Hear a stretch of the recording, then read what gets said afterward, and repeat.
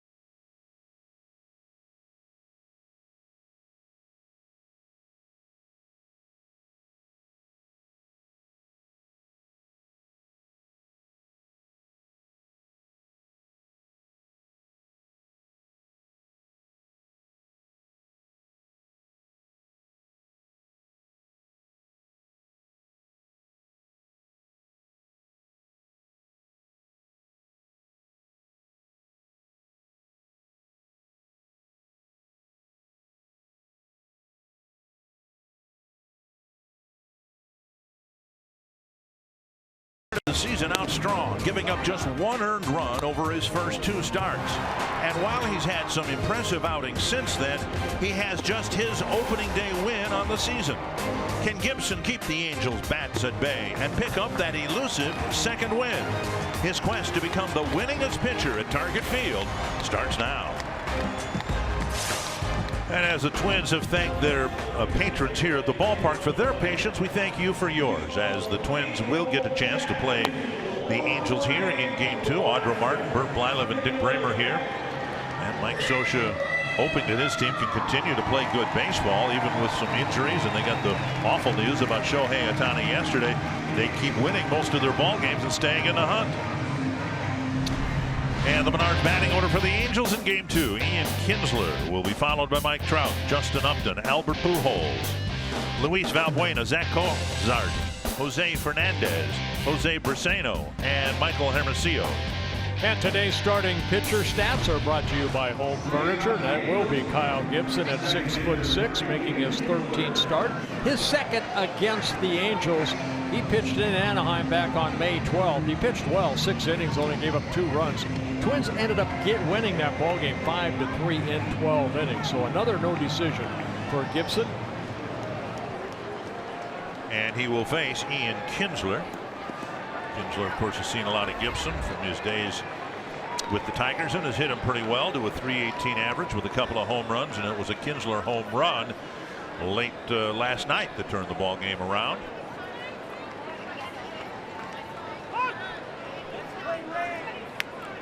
And we will get started almost exactly 4 hours after we were supposed to at 1:10, and there's a first pitch strike. Keep an eye on Kyle. When he's on, he'll get a lot of ground ball outs, but this year picking up a lot of strikeouts. 73 strikeouts in 68 2/3 innings. Attacking with that fastball, good hard slider. There's good movement on that 92-mile-an-hour fastball that tailed in on Kinsler.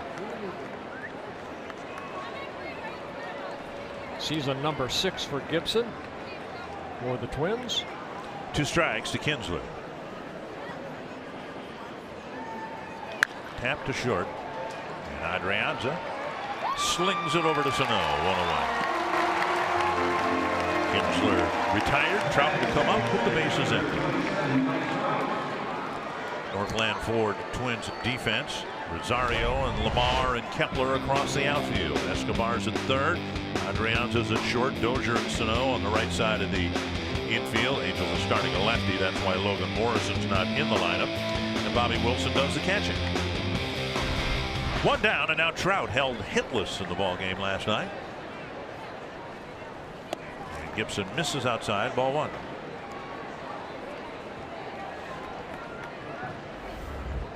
Trout 4 for 12 with a home run against Gibson and 4 walks.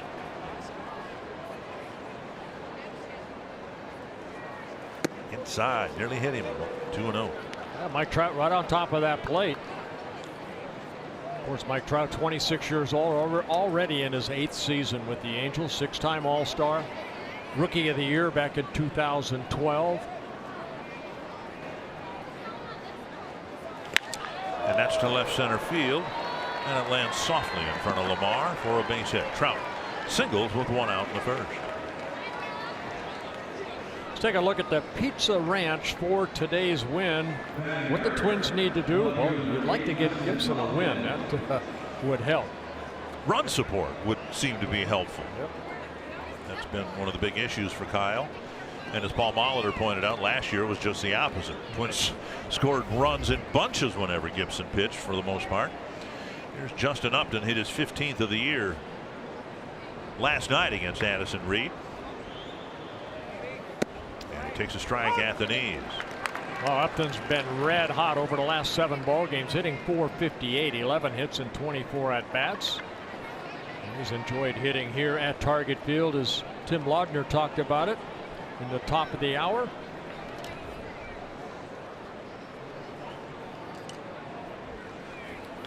Hit hard, but it'll hook foul. 2 strikes. You know, you get a guy that's hot between Trout and Pujols. You know, that's pretty good 1-2-3 punch right there.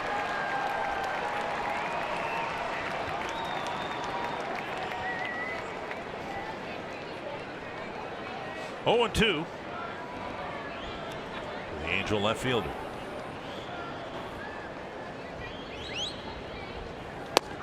Just missed. Close pitch, 1-2. Reynolds had that low and or inside. Kyle's been able to get 7 double plays turned behind him. And you see the movement on that, just a bit inside. 1-2. Yeah, keep an eye on Trout. He's 13 for 13 in stolen bases. And the Angels have 33 on the year, successful in 39 attempts. Teams usually don't run much on Gibson. Only 1 attempt. It was a successful one, but he gets rid of the ball quickly with that little slide step. And he holds the ball a little bit from time to time. Take by Upton, and it's 2-2. Upton in his second season with the Angels came up with the Diamondbacks back in 2007. This is his 12th major league season. 4-time All-Star, twice with the Diamondbacks, once with the Padres and once last year with the Tigers.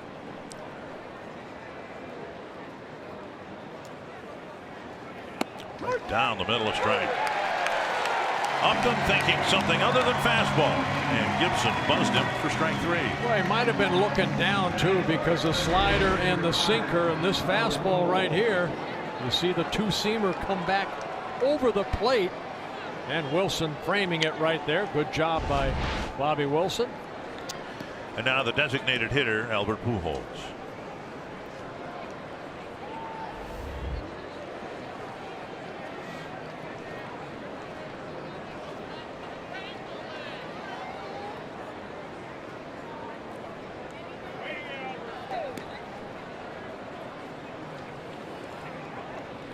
Pujols 5 for 25 against Gibson with a couple home runs.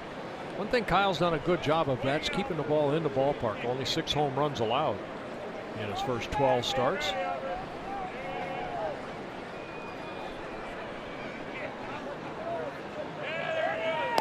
One in front of the breaking ball. Strike 1. You know, Lance Lynn in last night's ball game threw Pujols a lot of breaking balls. He ended up striking him out in one at bat with a breaking slider away.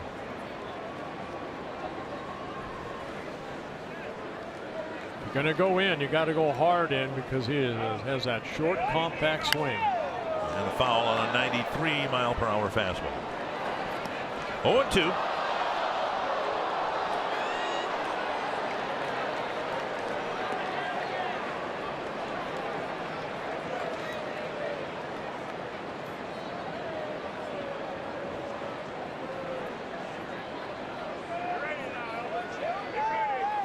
See if they go to that slider away. Wilson sitting way off the plate. And it's taken for ball 1. Pujols figures to do the bulk of the DHing now that Ohtani will be out for at least 3 weeks.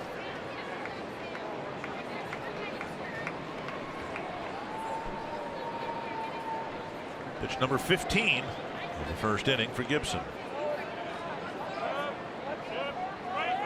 Tapper to Dozier, and he has plenty of time to swing it over to Sano. It's a good first inning for Kyle Gibson.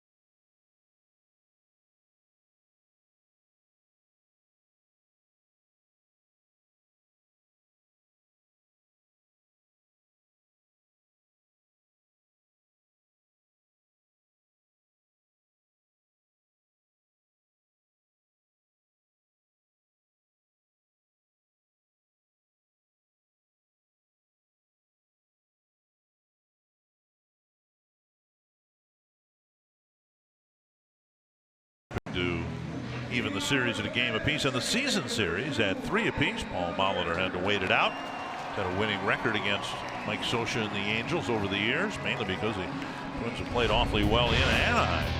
The Menards batting order for the Twins: Brian Dozier in the leadoff spot, then Eddie Rosario, Eduardo Escobar, Robbie Grossman, Max Kepler, Miguel Sano, A-Ray Adrianza, Ryan Lamar, and Bobby Wilson. And today's starting pitcher stats are brought to you by Home Furniture. That'll be Tyler Skaggs on the mound, like Gibson, making his 13th start of the year, and also his second against the Twins. He faced the Twins in Anaheim back on the 11th of May. No decision in the Twins' 5-4 win. He, like Gibson, pitched 6 very good innings, gave up only a couple runs, 2 solo home runs.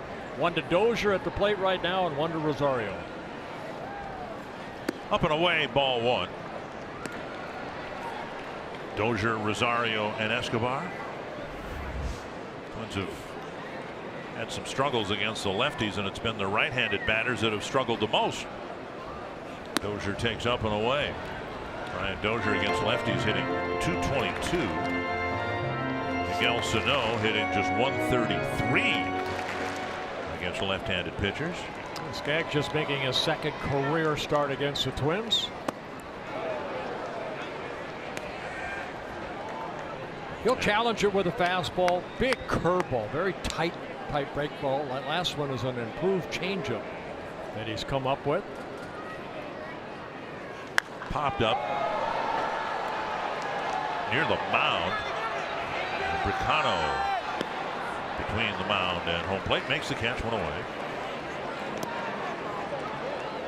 We'll bring up Rosario.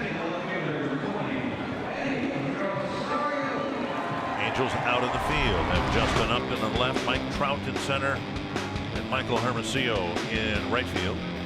Valbuena, Cozart, Kinsler, Fernandez, the infielders, and Bricano behind the plate.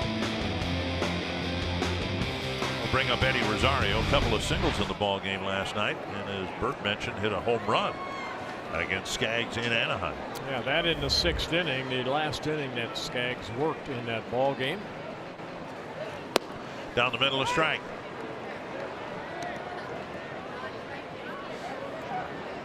Rosario hitting .303 against lefties. Kepler's hitting .300 against lefties. The problem has been the right-handed hitters against left-handed pitchers. We gave you some of the numbers before. Asphalt monitors are a common thing that is giving some of the right-handed batters trouble with these lefties, and he said, well, they face so many of them that have that cutter that comes in on the right-handed batters. This guy doesn't have that, but as you said, he's got a really good breaking ball. Foul back, and it's 1-2. Fastball right there at 93 miles an hour. Skaggs just 26 years old. Kind of went through the Tommy John surgery, missed all of 2015. So he likes the fastball, almost 60%, the big hard curveball, and then the improved changeup. 1-2 to Rosario. Up the line, foul.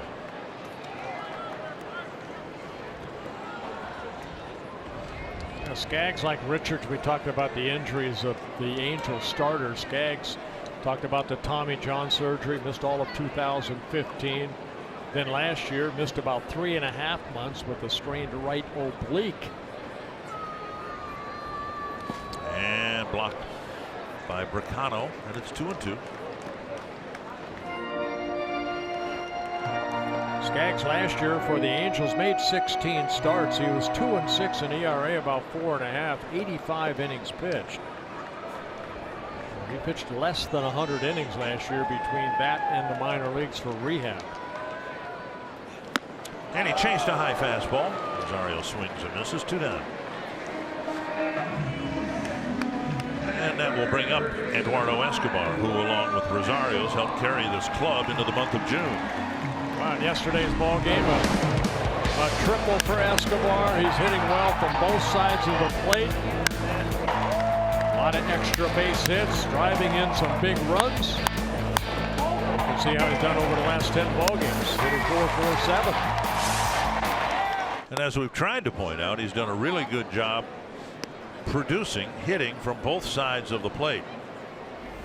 Hitting .274 against lefties. The team as a whole is hitting .246 against left-handed pitching. Bounce foul, and it's 1-1.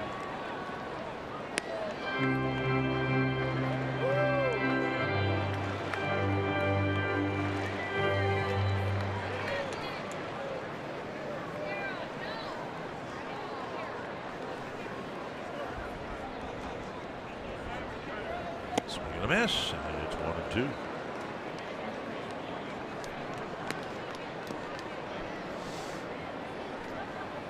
Skaggs like Gibson. More strikeouts to innings pitched. 71 strikeouts now and 66 2/3 innings pitched. Very high, 2-2. I think that's one thing we see in baseball. So many strikeouts. So many pitchers that have more strikeouts than the innings that they have pitched. Guys are not afraid to swing and miss on strike 3. Tap to the right side. And an easy play for Fernandez. And Skaggs has a 1-2-3 first inning.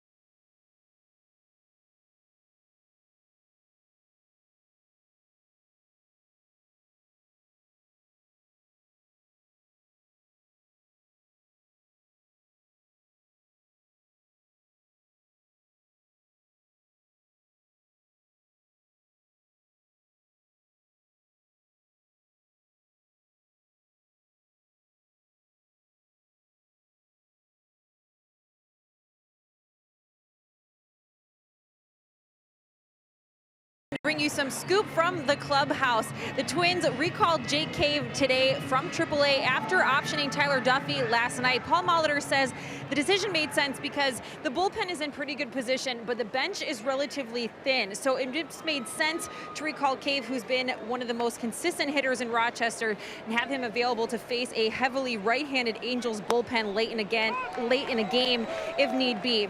James Rowson said he was encouraged by Miguel Sano last night, hitting 7th for the first time. He said Sano laid off a few breaking balls that were down and away instead of trying to do too much and forcing contact on pitches that he would normally chase after. He said that's a good first step when it comes to pitch selection. And Byron Buxton began the rehab process again today, starting out on the anti-gravity treadmill. Then he took another step forward, doing some work off the tee along with some soft toss. No real timeline for his return. Of course, guys are going to be pretty cautious when it comes to Buxton. It's a half swing and a strike, 1 and 2. Thank you, Audrey. You can imagine second time through now with Buxton going through that. It'll be more than just pain tolerance. That was the threshold to get him back on the field before, but I think they want to see some healing. Yeah, they want him at 100%. 1 and 2 to Valbuena, leading off the second inning. And Audrey mentioned the Twins felt the bullpen's in pretty good shape. Of course, a couple games ago they got the complete game from Barrios, and there's an off day on Monday, so you're dealing really with just 2 games here, today's game and tomorrow's game, in terms of trying to not overuse what is now a 12-man pitching staff. I think what we've seen too, the starters going at least 6 innings, you know, maybe longer. Barrios, of course, the complete game, as you mentioned a couple games ago, but you know, starters can get deeper into ball game, less wear and tear on a bullpen that's really improved since day one. 2 and 2 to Valbuena. He'll be followed by Cozart and Fernandez.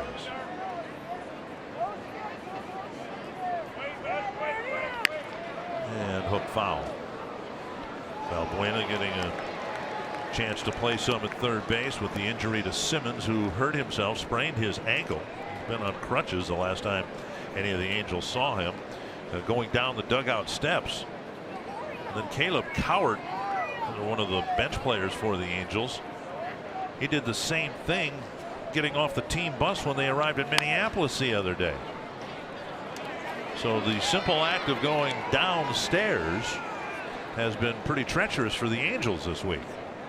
We had a lot of injuries throughout baseball over the last week to some of the very key players. Yes, Steven Strasburg's going on the disabled list, they announced today, with a strained shoulder. 2-2. And of course, the big one for the Angels is Ohtani. They will miss him in the rotation. They will miss him in their lineup. And they're crossing their fingers, hoping that in 3 weeks, with the treatment that he's been given for the elbow, that it will improve enough to not require Tommy John surgery. 2-2 to Valbuena. And another foul ball. Get this guy out of the batter's box. Again, early on, you know, these are the type of hitters that make that pitch count mount. 15 pitches in the first inning for Kyle, and 9 already to Valbuena here, trying to get the first out. 5 two-strike fouls in this battle between Gibson and Valbuena. And another foul.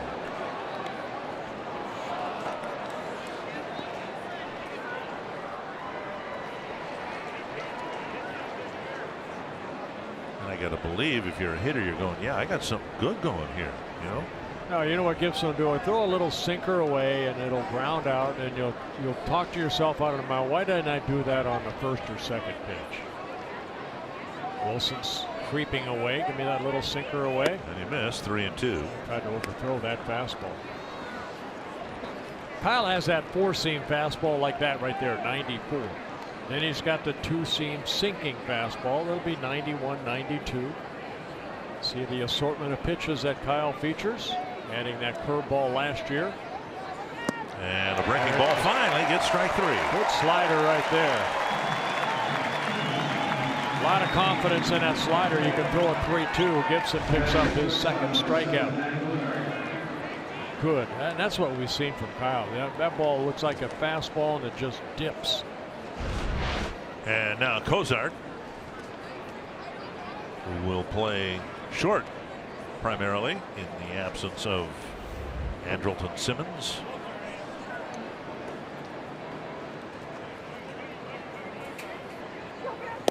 Simmons, you know, from Curacao, he was on our WBC team. He's a magician with his glove. He's an outstanding defensive player. Cozart came over from the Cincinnati Reds as their shortstop, and he moved over to third. They'll miss Simmons. He's hitting .330 also. I was going to say, Wizard with the glove. He's been pretty good with the bat this year too. Sure has. And has hit for some power. 1-1 to Cozart.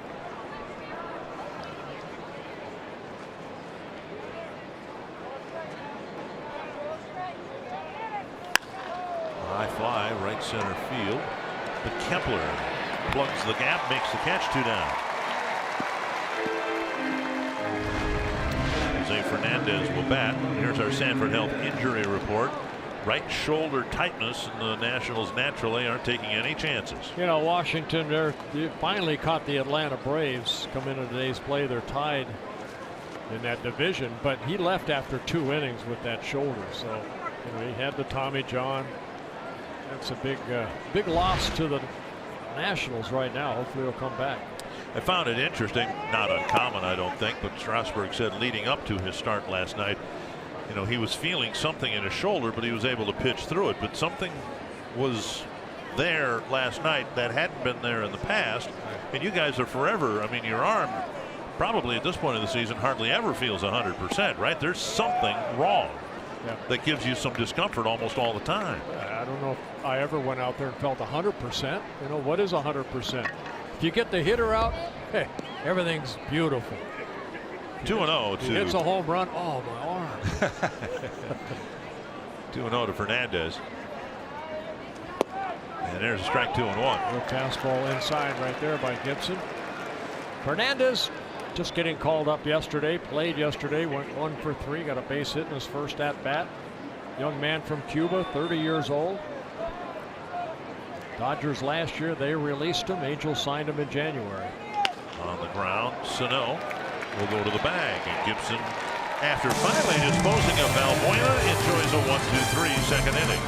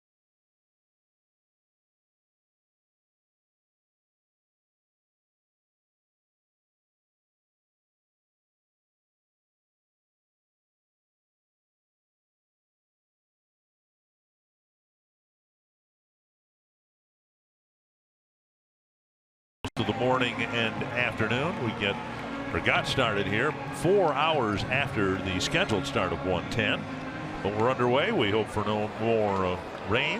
Yeah, nice to see the sun out too. Where? You can tell some of the guys trying. Last inning, you could see. Here's Grossman. He's fighting through the gray clouds. Grossman, Kepler, and Sano. And a leaping catch, a leaning catch by Cozart. Grossman's gone on one pitch. Not hit well. In fact, it sounded like he cracked his bat. Went away. That kind of a soft line drive. Cozart making sure that ball doesn't touch the ground before he makes that dive. Gets his soft line drive out. Kepler, 18 hits, 60 at bats against lefties, 7 doubles, 4 home runs, 13 runs batted in. 13 runs batted in, a bit surprising. He leads the Twin hitters, righty or lefty. He leads all Twins hitters in runs batted in against lefties with 13. 1-0. And now 2-0.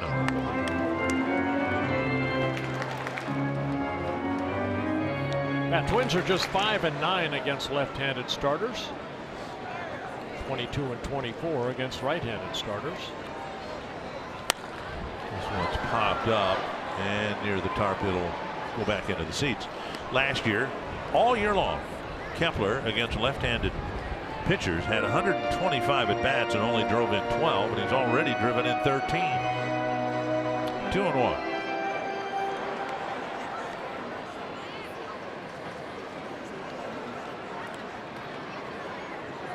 Slow breaking ball, and Kepler swings through it. 2-2.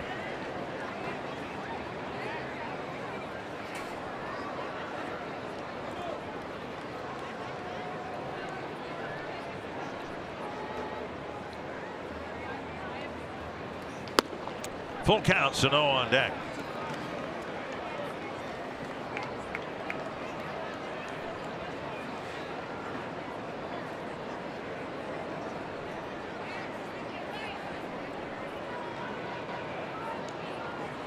Kepler to left field, but almost right at Justin Upton, out number 2. Even though Kepler made an out right there, he stayed back nicely and went the other way. Yeah. That's one thing I think that he's been working on, not trying to pull everything. There's a 3-2 curveball right there by Skaggs for the second out. As we mentioned before, the Angels playing pretty good baseball. Mike Scioscia's team has won 6 of the last 7 games because they've really pitched well. That was a perfect example of what the Angels have done over the last week last night. Here is Sano, our DQ combination, showing you why the Angels have stayed in the hunt in the American League West. 1 strike to Sano. Just 4 hits and 30 at bats against lefties. 1-1. 13 strikeouts and 30 at bats against lefties.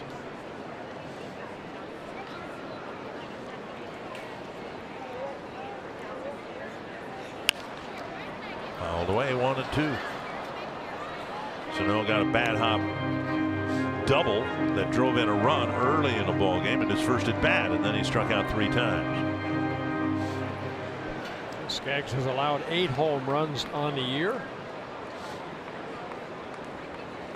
6 of them to right-handed hitters. Drilled into the left field corner with Sano teeing off on a breaking ball, and he'll glide into second with a 2-out double. Well, Sano kind of got a gift double in his first at-bat last night that bounced over the head. Kind of a bad hop over. Wayno drove in the only run for, the run for the Twins, the first run. See, that breaking ball stayed up. Sano waning back nicely. And even though it was off the end of the bat, that ball jumped into that corner in left field. And now Adrianza, who's hit left-handers very well, 11 for 33. Twins would like to get another 2-out hit here, maybe to get the game's first run. Outside, ball 1.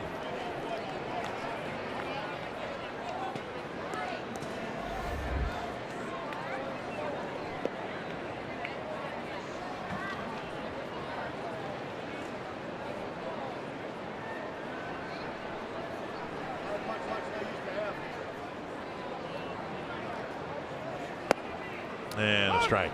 Earlier we were talking about Escobar and how he's done a great job balancing his hitting from both sides of the plate. For Adrianza, it's just the opposite.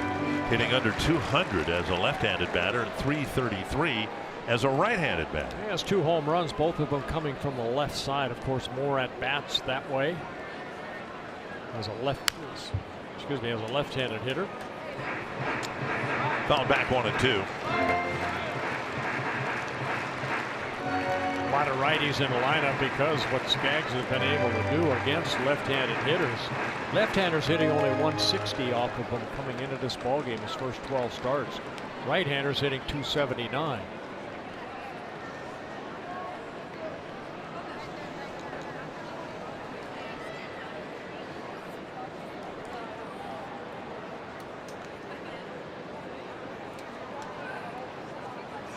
Taken up high. Sano's able to get a huge lead. The Angels aren't paying any attention to him at second base at all, although Kinsler kind of creeps over in his direction now.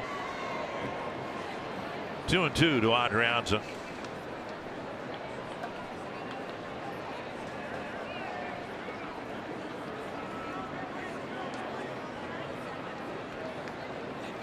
And a breaking ball.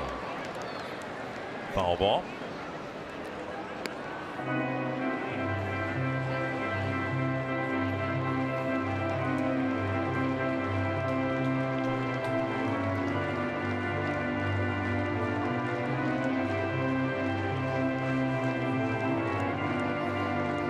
Skaggs trying to pitch around the 2-out double by Miguel Sano.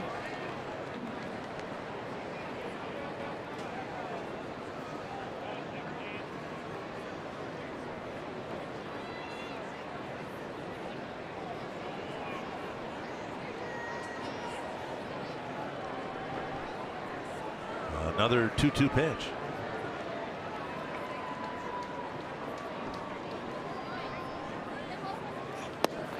And now 3-2 with Lamar on deck.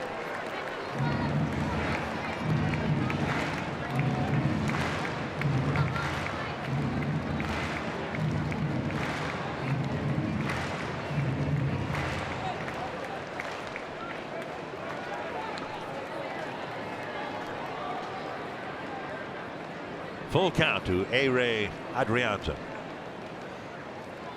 And he took ball 4. So the 2-out walk is followed by a walk, or 2-out double rather, followed by a walk, and now Ryan Lamar will bat. Skaggs averaging about 3 walks per 9 innings. And over a strikeout an inning. We'll see if Lamar can drive in a run or 2.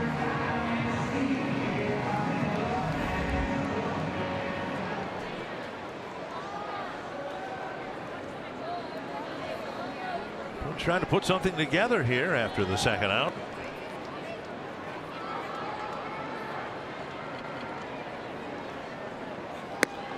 And up, ball 1. Lamar's got a little pop. About 2,500 minor league at bats, 46 home runs.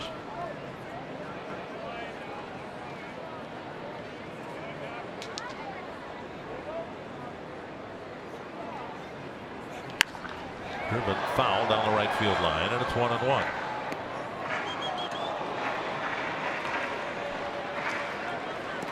There's a nice little home stamp. Picked up his first extra base hit. Picked up 3 more since then.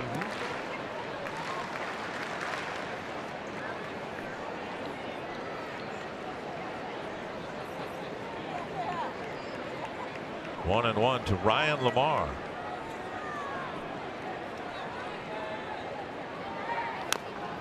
Chopped foul behind the plate. 1-2. A little ahead of that changeup right there.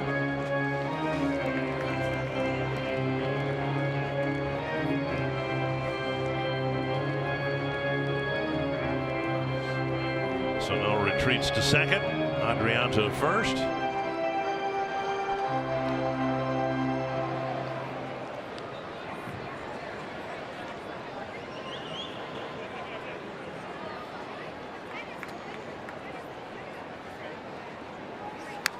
Got a pitch up, fouled it back. We've seen Ryan chase that pitch up at the uppermost section of the strike zone. A lot of times he's gotten swings and misses up there. That time he was able to at least get a piece.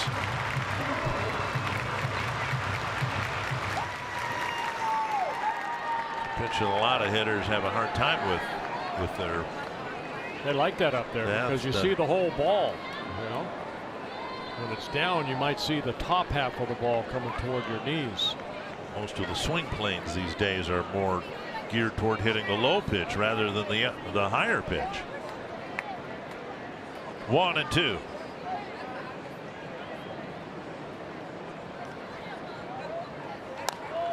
I don't know that Ryan is too concerned with swing plane, launch angle, and all that. Just based on what we've seen, he just wants to hit the ball hard someplace. A lot of his base hits go to right field too, but sharply. Having a good battle right here with Skaggs. We've run the pitch count up now to number 39 coming up.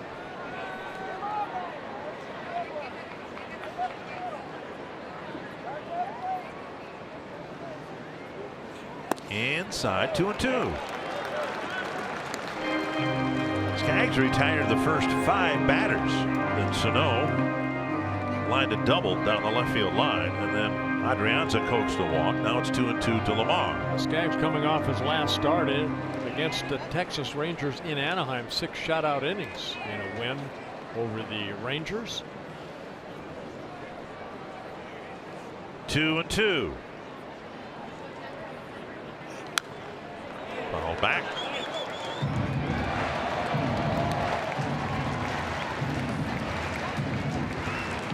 Nice catch by the fan, brought his glove, was ready for him.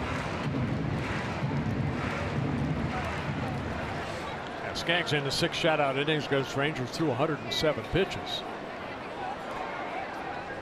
So having a tough time getting out of the second here. Another 2-2 to Lamar. Ground ball hit right to the shortstop. Sano did a nice job screening him, but Cozart stayed with him for the 3rd out. We head to the 3rd.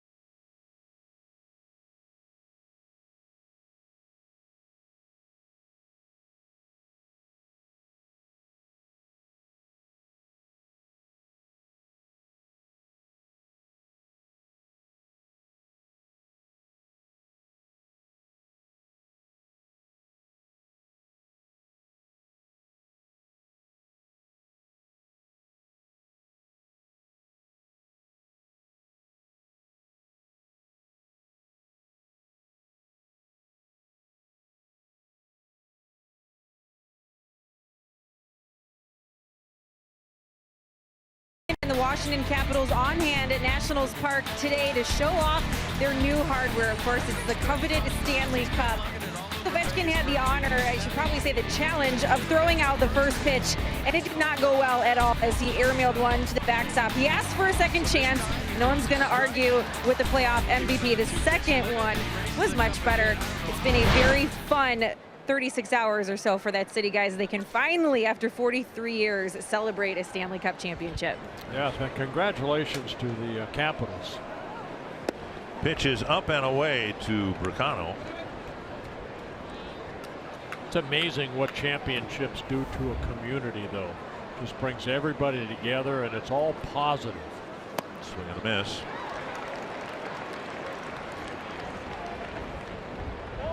And speaking from experience regarding this franchise, as great as the second one was, there's nothing like the first time when you win a championship. 1-1. Hermosillo and Kinsler will follow. Swing and a foul. Bricano just playing his 6th major league game. Made his major league debut on May 26th in New York against the Yankees. He hit a home run. A couple hits. Yeah, he's 4 for 12. Hit a couple of home runs this year. 1-2 from Gibson. Popped up to right field. Kepler towards the line. Makes the catch, 1 away. That'll bring up Hermosillo. Join the Twins season ticket holder family today to get the best seats at the best price and be instantly enrolled in our Sweet Spot benefits and rewards program. Benefits include a 10% discount on food, beverage, and merchandise, early entry on select dates to watch Twins batting practice, and many more. Visit twinsbaseball.com/season tickets to learn more. Twins doing a nice thing for the fans who had tickets here today. Whether they used them or not, they can get tickets to a future game after the 4-hour delay today before first pitch because of rain. The Twins said even if you are using the ticket for today's game, you can take the ticket stub and exchange it for a later game. So that's for the fans who are here, that's kind of a 2-for-1 offer. Yep, that's very, very nice gesture by the Twins.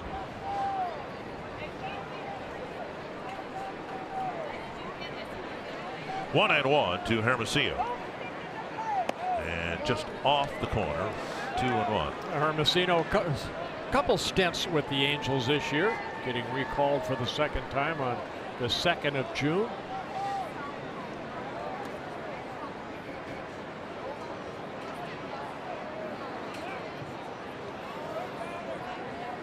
Swing and a foul back. 2-2.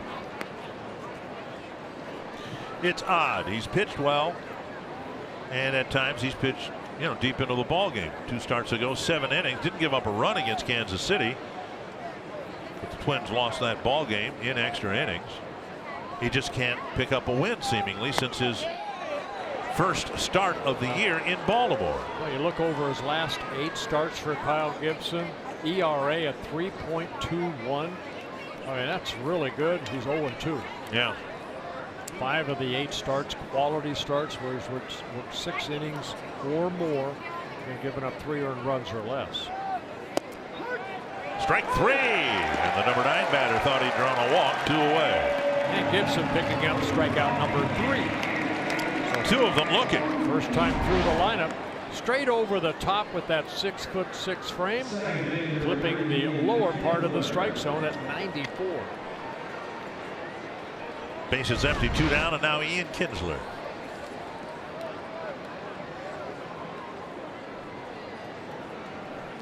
Kinsler hit a ground ball to short his first time up.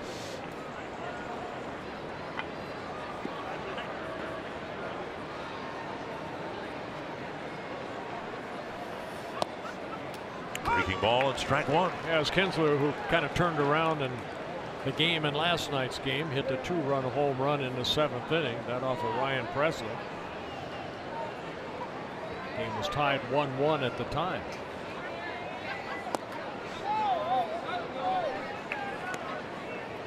Well, the Twins, I think, had a 2-1 lead. That's right. I was just looking. They had a 2-1 lead. Grossman had just hit his home run, and right. we thought that was going to be the deciding run, but that was not the case. 1-1 to Kinsler.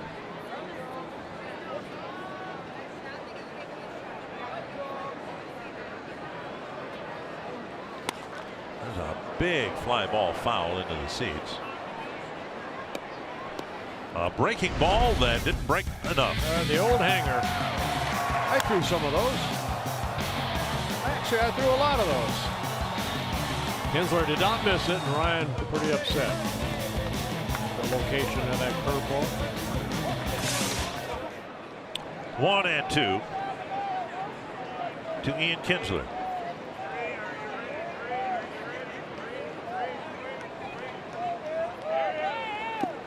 Two and two. Kinsler, 35 years old, in his 13th major league season. Came up with the Rangers in 2006. Twins saw a lot of them when he was with the Tigers for 4 seasons. 4-time All-Star, Gold Glove winner in 2016.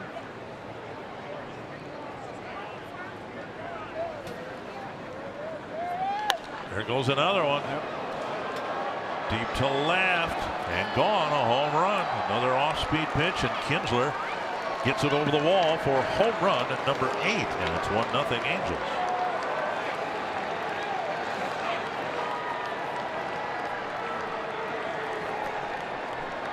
'86 home runs now for the Angels on the season, and this is their 65th game. Slider, that kind of hung right there at 86. And Kinsler reaching out and showing off his strength. In each case, and I don't know whether, you could tell absolutely from replay, but in the case last night and again here today, it's like he was sitting on a breaking ball. Timed his swing perfectly. 1-0 now to Trout. Well, even those averages down at 218 coming into the ballgame, he's a 278 career hitter over 12 seasons with power. And a breaking ball on the corner, 1-1.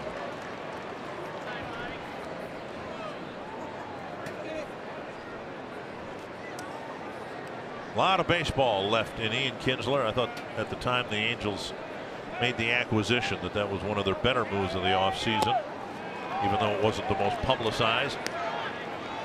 He's a veteran. He typically stays healthy. He plays well out there and at home plate. I thought Howie Kendrick would be their second baseman of the future, and it just didn't pan out for him. 1-2 to Trout.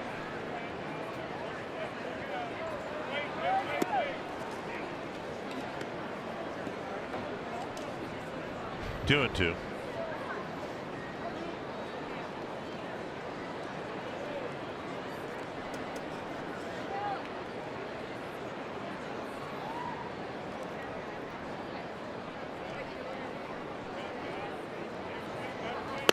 Now up and in. Justin Upton will hit next. Gibson hopes at the start of the next inning. Mike Trout, a 2-time American League MVP, 2014 and 2016, and off to a great start.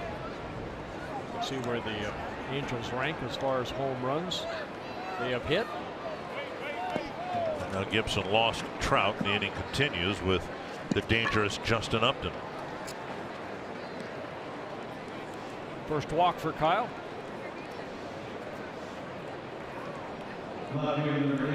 Upton called out on strikes in his first inning at bat.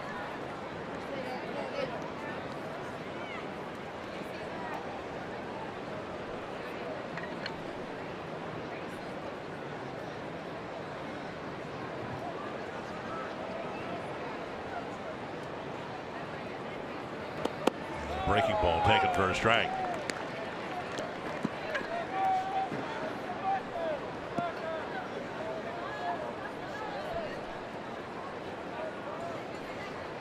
Upton signing a long contract with the Angels, signed till 2022.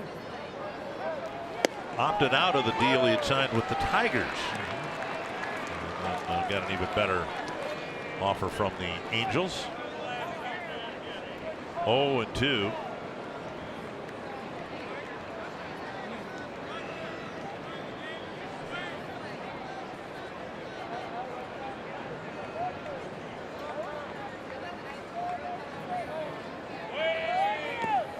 And that kicks away from Wilson, but he keeps Trout at first.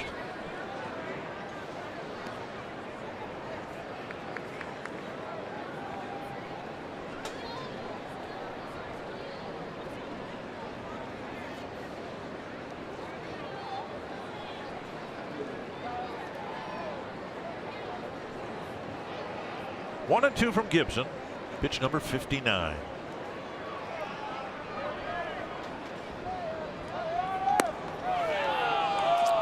And much like Skaggs in the bottom of the second inning, he had a tough time getting that third out, and that's what Gibson's running into here in his third inning. Pujols on deck, and it's 2-2 now to Upton. Pitch number 26.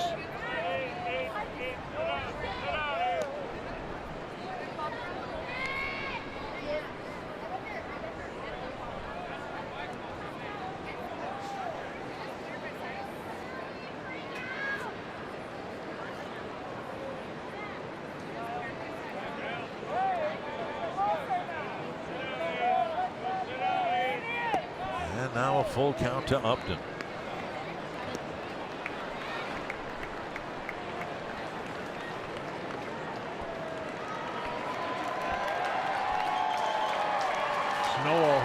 Sano will hold on Trout at first base.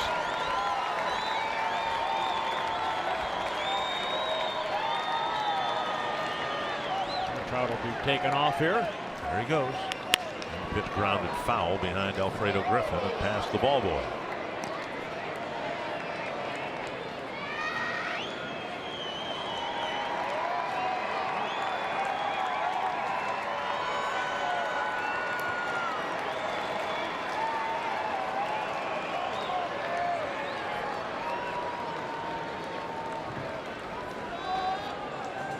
Trout takes his lead, and Gibson again on 3-2.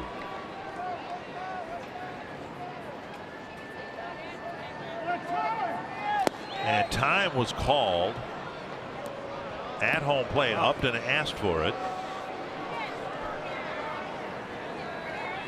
You don't see that too often when a pitcher's in a stretch. The time being called and the umpire allowing.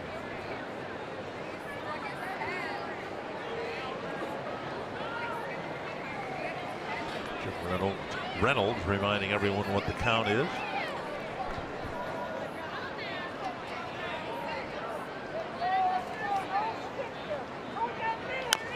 And Upton taps it foul. Gibson sailed through the Angel lineup the first time, but starting with Kinsler's 2-out home run, then the walk to Trout, now full count to Upton.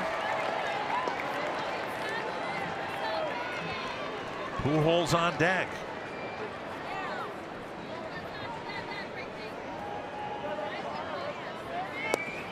Ball four. Back-to-back walks after the home run. And now Pujols will hit. Nice take there by Upton.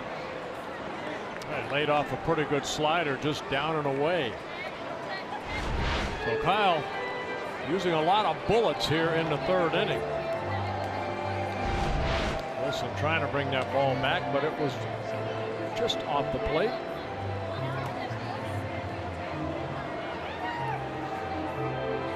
Pujols hit a ground ball to Dozier on the left side of the infield to wrap up the first inning. Wilson going out to talk to Gibson. First mound visit.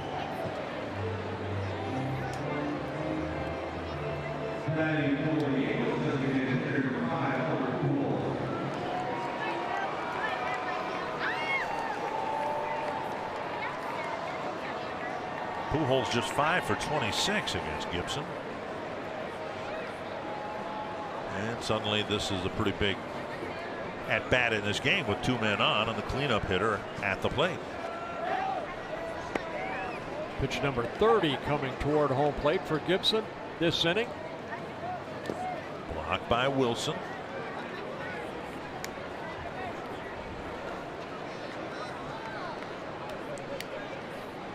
Kyle in his outing against the Angels in Anaheim threw 92 pitches in 6 innings. Remember last night Lance Lynn had kind of a moment of truth early in the ball game. And Trout at bat, and he struck him out to leave the bases full in the second. Gibson's decision tonight, his fate tonight, might depend on his ability to get out of this inning finally. And now he falls behind Pujols 2-0 after issuing back-to-back walks. Yeah, Lynn did a great job at damage control in that second inning. 2-0.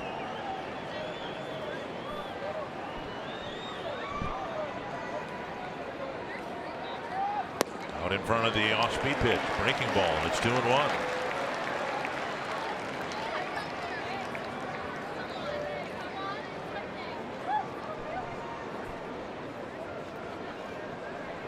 Matt McGill loosening up here in the third inning. And it's not a question of the overall pitch count, but it's the number of pitches thrown this inning. 2-1. How many this inning? I believe 32 now. So 66 thrown, and almost half of them here in the third inning. And 2/3 of those after the second out. And a swing and a foul. 2-2 to Pujols.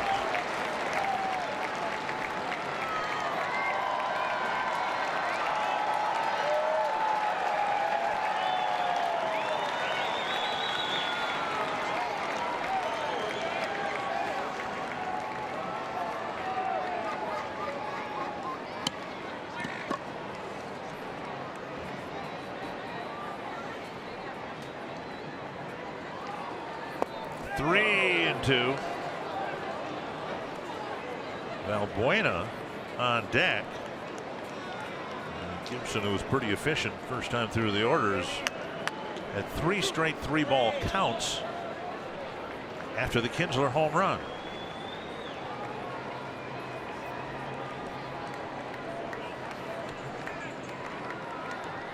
And suddenly the pitch count up to number 69 forthcoming.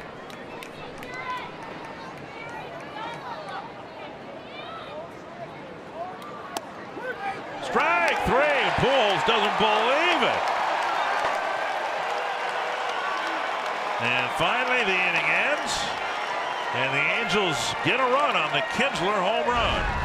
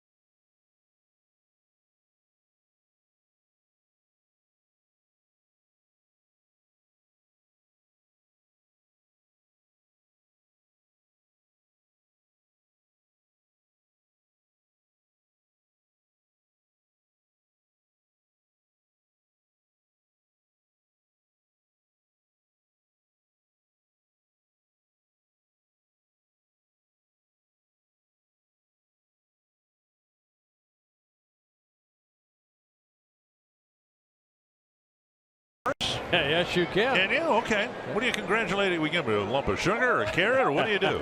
He just won the Triple Crown. Justified. Yeah. Wonder if he'll go to the White House. Do you think the horse will be invited to the White House? I don't know. 1-0. And Bobby Wilson will lead off the Twins' third. Ball one to Wilson. It'll be Dozier and Rosario to follow here in the third.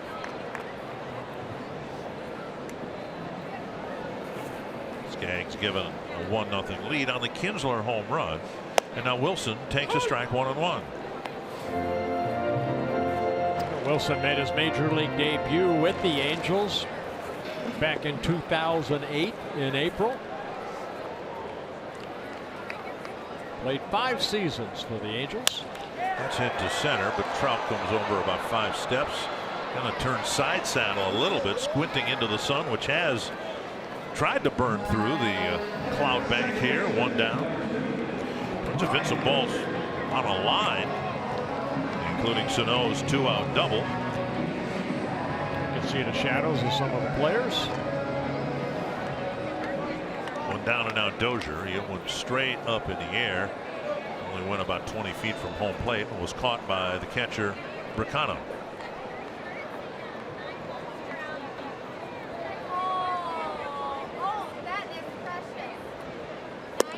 And Dozier takes low. Ball 1.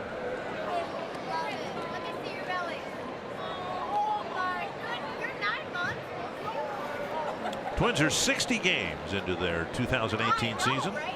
Not counting tonight. 1-1. 27-33.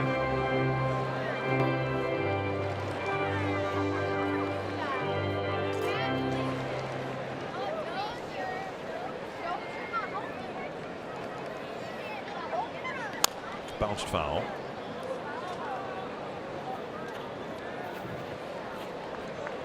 Dozier a couple years ago, of course, hit 42 home runs.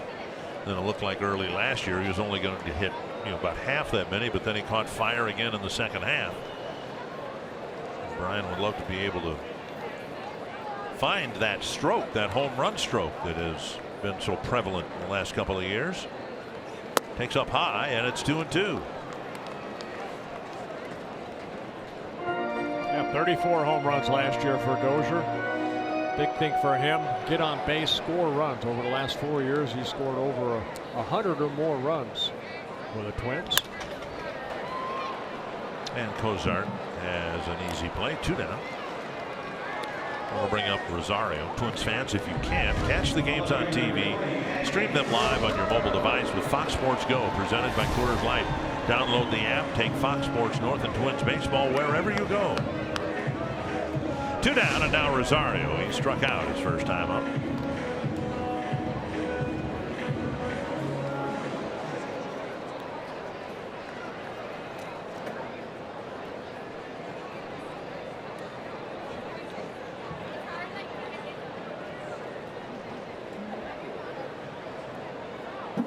Slow breaking ball, and that spins Rosario out of the way.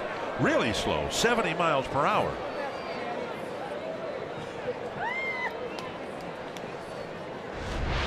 Just trying to drop it in for strike 1, but it ends up chasing Rosario out of the batter's box. Driven foul, but hit pretty hard down the left field line. 1-1.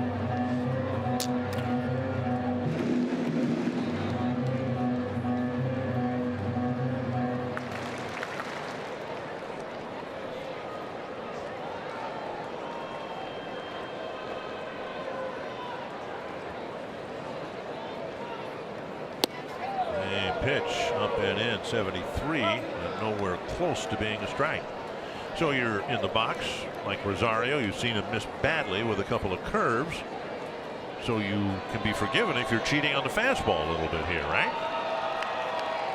See what Skaggs wants to do, also mixing in that changeup. 2 outs here. There's another breaking ball. Got that one over, and a swing and a miss.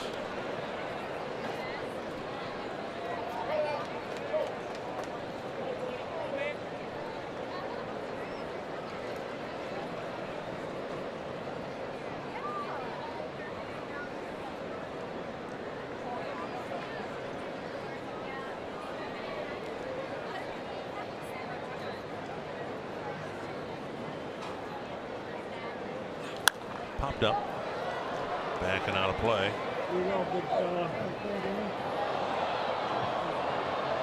Skaggs making his second career start against the Twins. His first start here at Target Field. his 70th career start. He has 17 career wins, 25 losses.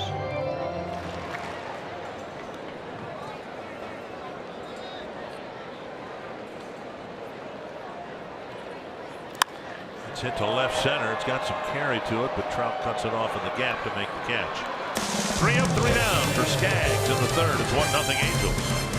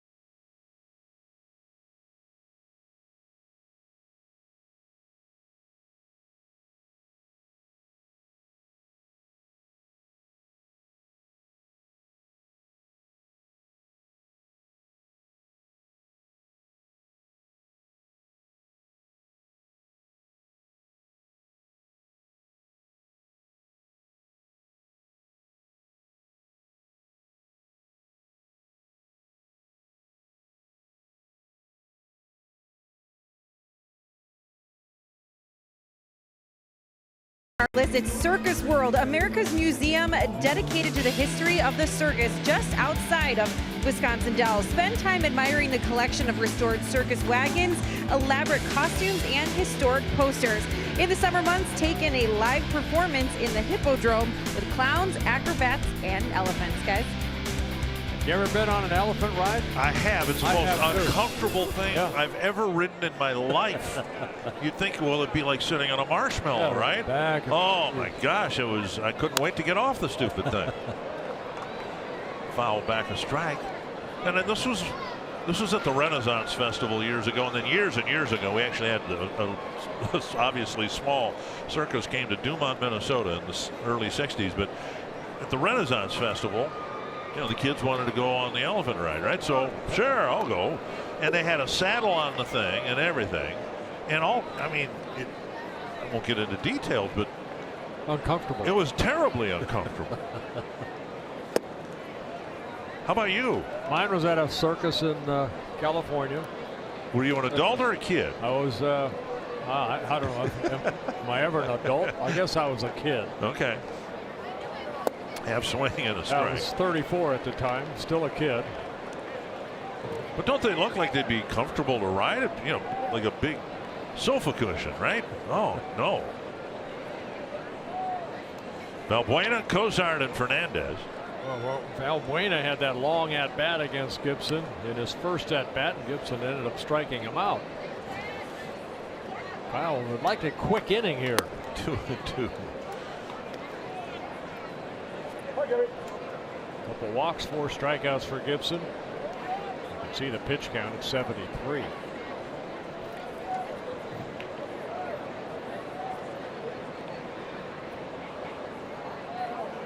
Half swing. Did he go? Nope. And it's another 3-ball count. Had one with Trout, Upton, Pujols, and now Valbuena to start the 4th. Yeah, 6 3-ball counts so far for Kyle.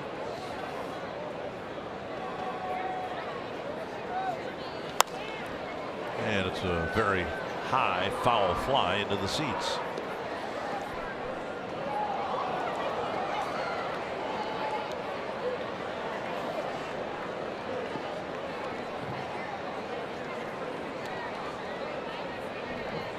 That's Cozart on deck. He was on the on-deck circle for a long time during Valbuena's first at bat. Gibson finally struck him out. And he got him again looking. One away in the fourth. And strikeout number 5 for Gibson when fastball in. And it's that two-seamer that will come back a bit. Now, that one didn't come back much, but you can see the generosity of the home plate umpire. Replay brought to you by Dodge. 5 strikeouts for Gibson. 4 of them have been uncalled third strikes.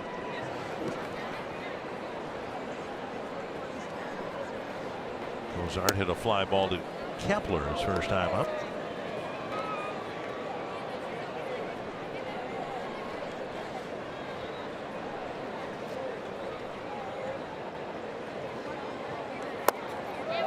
And down low. 2-0.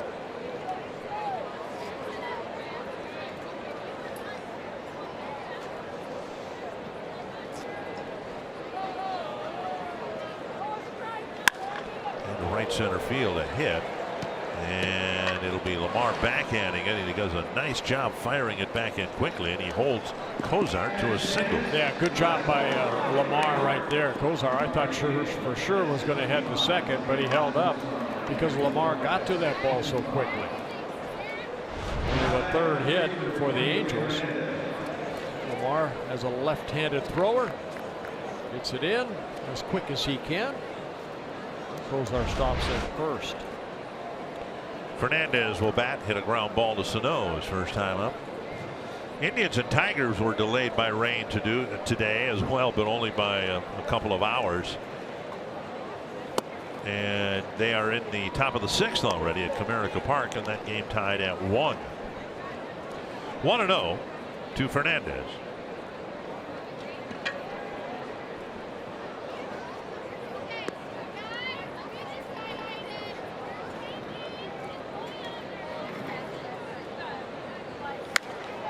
Pop up, and Dozier makes the catch on number 2. We'll bring up Ricano. Cheer on the Twins as they take on the Rangers Friday, June 22nd. The first 10,000 fans get a Nothing Falls But Raindrops Buxton bobblehead presented by Pantene. Go to twinsbaseball.com/tickets to learn more. Been a tough year for the Rangers. They have plummeted to the bottom of the American League West. They are the only team in the West that does not have a winning record. And they're hitting .228 as a ball club. A lot of home runs, but .228. You can imagine they'll be active potentially before the trading deadline with the likes of Cole Hamels and some other people. 1-0.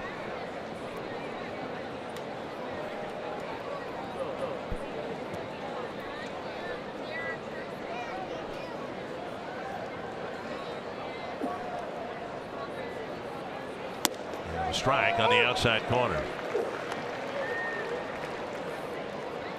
Twins have dropped to 5.5 behind Cleveland with Cleveland's win yesterday and the Twins loss. Seattle right there playing good baseball. They've won 7 out of their last 10. Couple straight. Bouncer to third, and the short way. Dozier gets the third out of the 4th inning.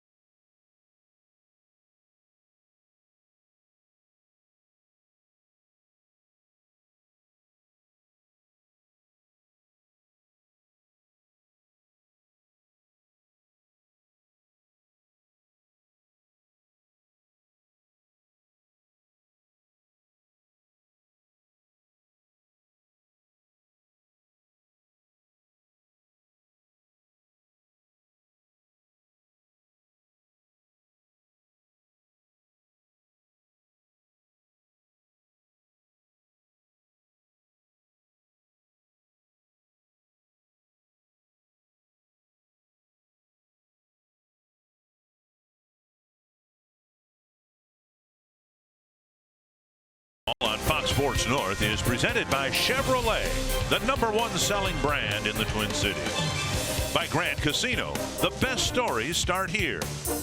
And by Wisconsin Dells, the water park capital of the world.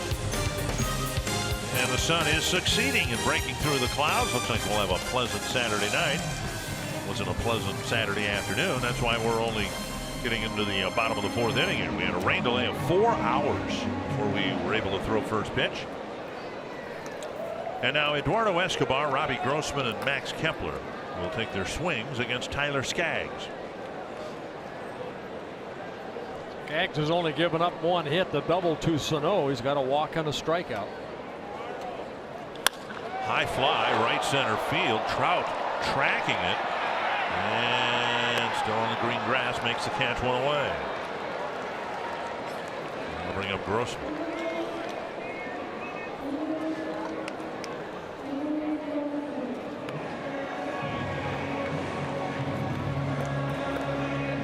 Grossman hit a soft line drive to Cozart.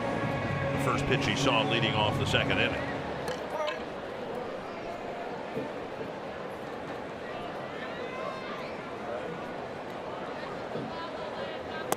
And over the inside corner, strike 1. Taking something off that curveball to get ahead.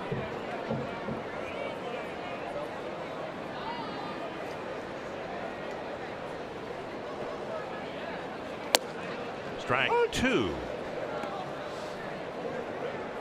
Skaggs listed at 6'4", about 215. Angels' #1 pick back in 2009 out of Santa Monica High School in Santa Monica, California. So not too far from Anaheim Stadium. Got traded over to the Diamondbacks in the Dan Herron trade. Played a couple years with the Diamondbacks and then traded back to the Angels.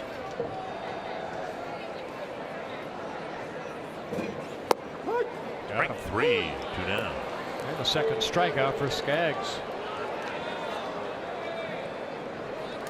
And that'll get us to Max Kepler. So straight over the top, the left-hander. It was a good fastball at 93 down in the zone. Kepler hit a liner to left his first time up.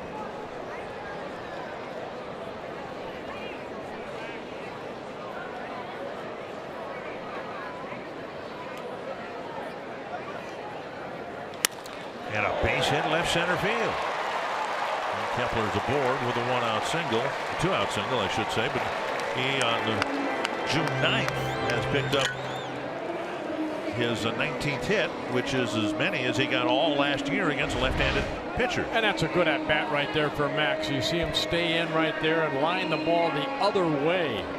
He did that in that fly ball to left in his first at bat. So a couple good at bats for Kepler. It's good to see. Because that average had been going down a little bit for him. There's Sano, cracked a double into the left field corner. And he got a high breaking ball and lined it into the corner. Kepler back. This year will be another year of the Twins' hope of teasing, or Sano teasing the Twins fans about what numbers he might put up if he ever gets 550 at bats. He won't get that many again this year. And one of the numbers is eye-popping 248 strikeouts. If he were to get 550 at bats at the rate he's striking out now, he would strike out 248 times. Major league record is Mark Reynolds at 223. 1-0. See, I would have bet it was Adam Dunn, but yeah, it was, I think, at one point, but Reynolds passed it. 1-1. It's a part of his game that he needs to improve upon. He's going to strike out a lot. Power hitters do that, but at the rate he's going, that's way too many. 1-1.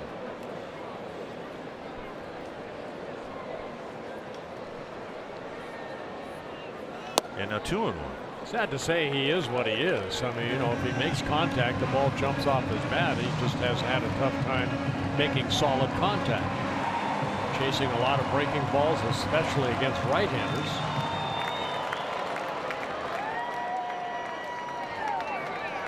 2-1.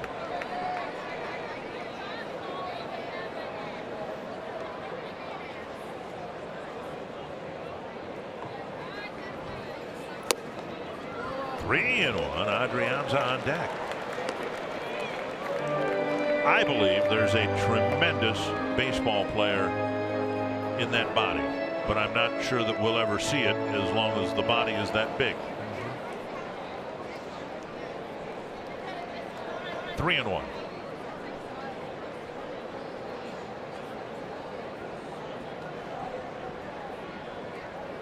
Fouled back. He lost his helmet in the process. Good swing right there. Just got underneath it. Well, that's the thing about the game of baseball. You can have guys like Dustin Pedroia or way back Freddie Patek. Right, he was right on that pitch. Yeah, he's a big man. I mean, look at his legs. They're just huge. 3-2 with 2 down. Kepler will take off from first. Strike 3 taken. A couple of called third strikes for Skaggs in a scoreless 4th inning.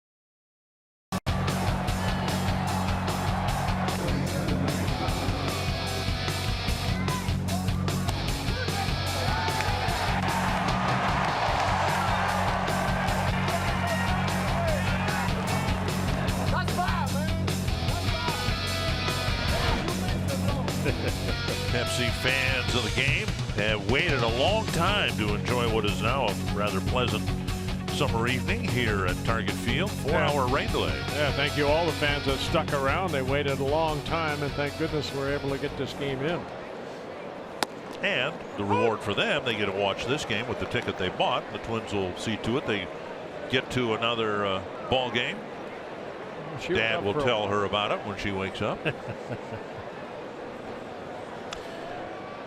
Hermosillo bounces it to short on the 0-1 pitch. Adrianza has it. Hermosillo runs well, and they just barely get him. One down.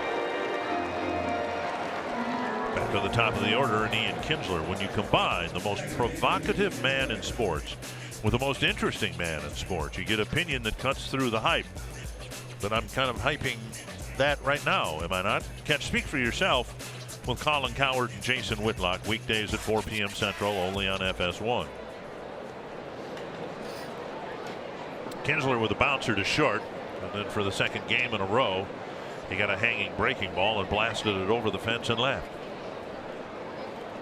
Squaring to bunt, pulled the bat back, ball 1. Think of what the Tigers had a year ago. They had Verlander fronting their rotation. They had Kinsler. They had Upton. They still had J.D. Martinez, for heaven's sakes, a year ago. Kinsler, you can see he stands right up to the plate. I mean, he's in front of that batter's box. With a left elbow on the inner part of the plate. 2-0. And now 3-0. Trout on deck.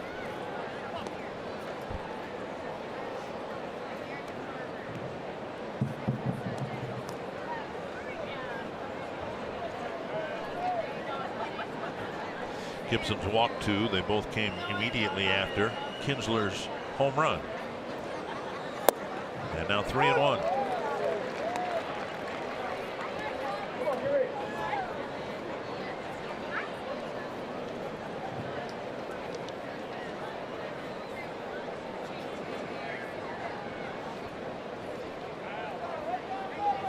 Pulled to third. Off of the third baseman to Adrianza, and Sano with the pick. Just like you draw it up. Off of Escobar to Adrianza to Sano, 2 away. I think that went off of his left shoulder. Take a look right here. That ball came up off the wrist area. Not too often, and a nice pick right there by Sano at first.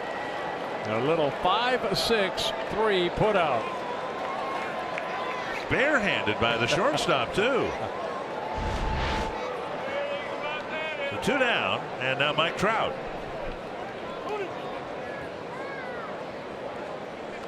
Trout with a single and a walk.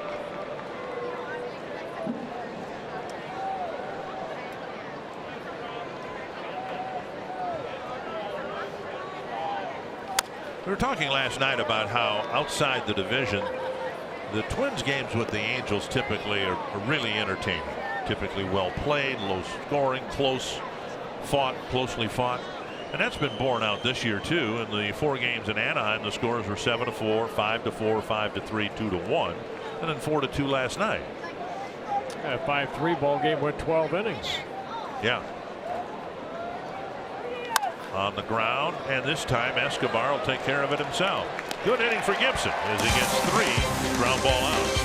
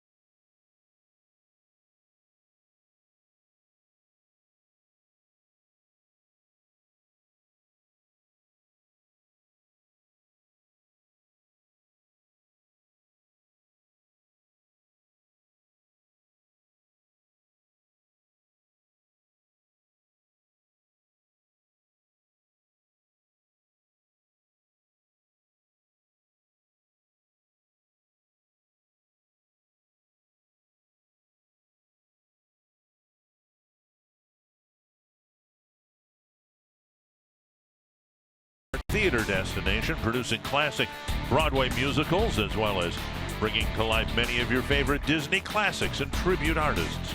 The Palace Theater is a wonderful value for the entire family. 1-0 Angels here. Twins will send the bottom third of their lineup up against Tyler Skaggs, Adrianza, Lamar, and Wilson. Yeah, not a lot of hits in this ball game so far. Angels have 3, Twins have only 2. The big hit off the bat of Kinsler, the solo home run in the 3rd inning. Adrianza walked his first time up, and he takes strike 1.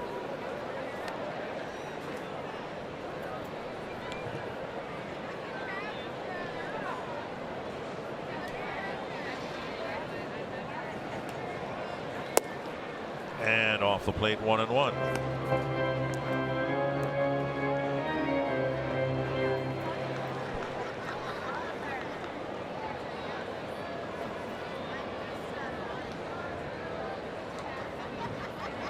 Checked his swing. 2-1.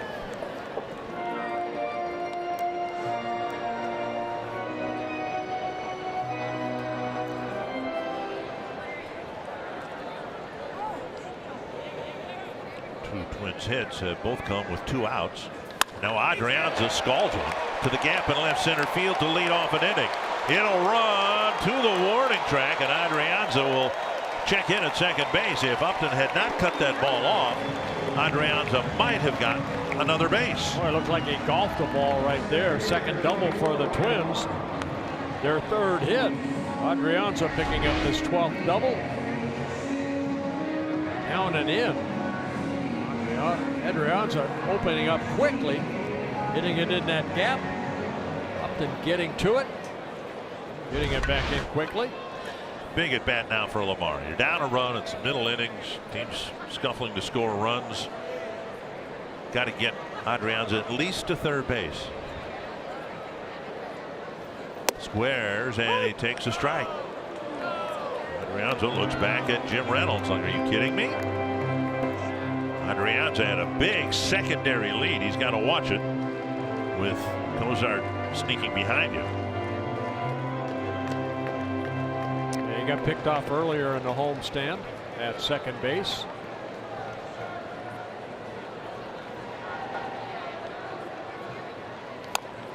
Well, no, it won't. Adrianza frozen at second. I thought for a while he was going to try to advance.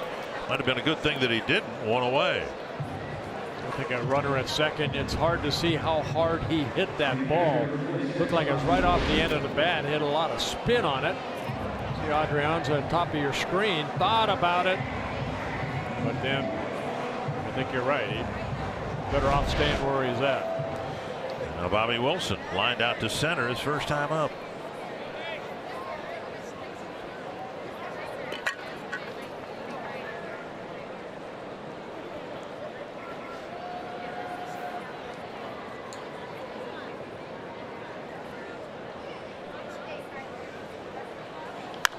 Popped up, and 2 pitches after the double. There are 2 outs.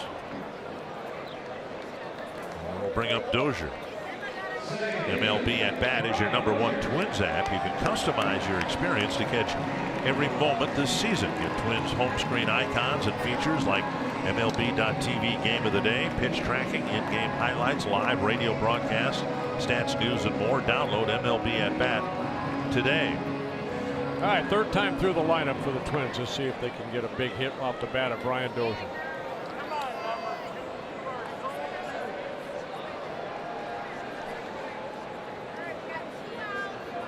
Adrianza still at second after his leadoff double.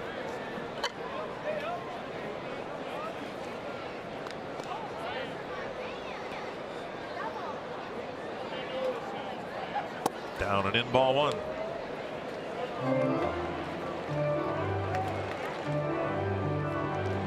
Third time through, opponents doing a better job than the first couple times through the lineup against Stags.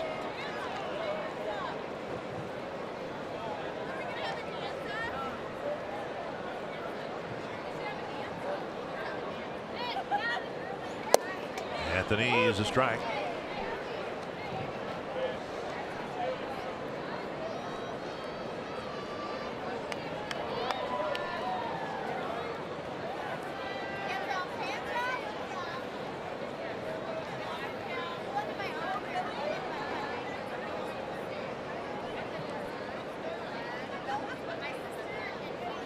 Swing and a foul. No, it wasn't a foul ball. Just rolled away from Bricano, and Adrianza unable to advance. If that ball rolled up the first baseline, he takes off, but that would have been a short 45-foot throw from where Bricano picked the ball up. See, he wants the ball outside, kind of backhanded it and knocked it away, but Adrianza stays at second. 1-2 now to Dozier. Kept in the infield so far tonight with a pop up and a ground ball.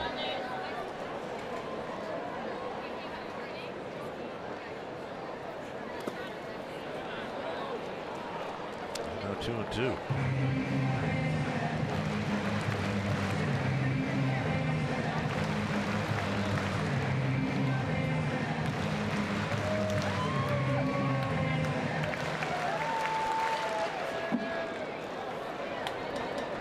Angels got their run on a 2-out home run.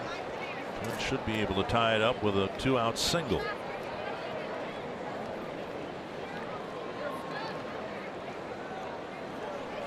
Dozier strikes out on a breaking ball.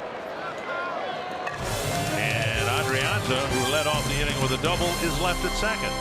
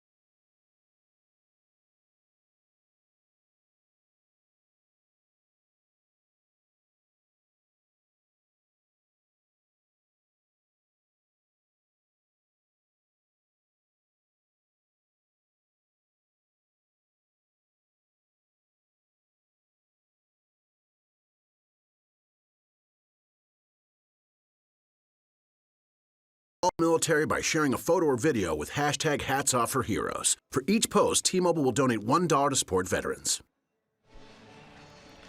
Got started 4 hours late because of rain, but it's a pleasant evening. Not much wind.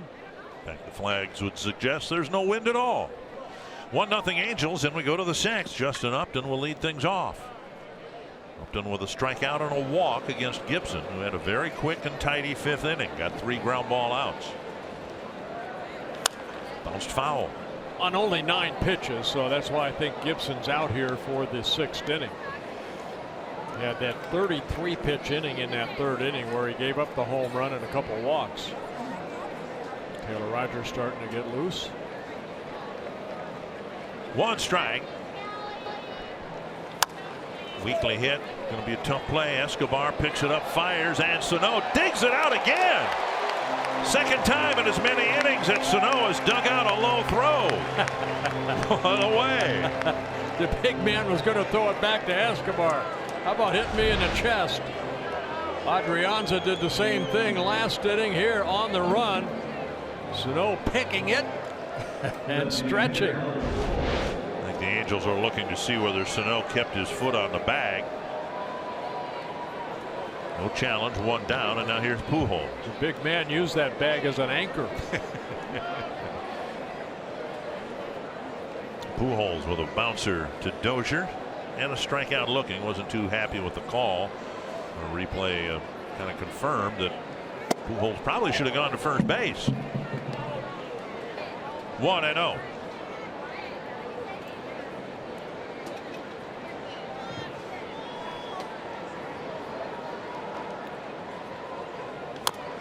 Bounced foul, 1-1.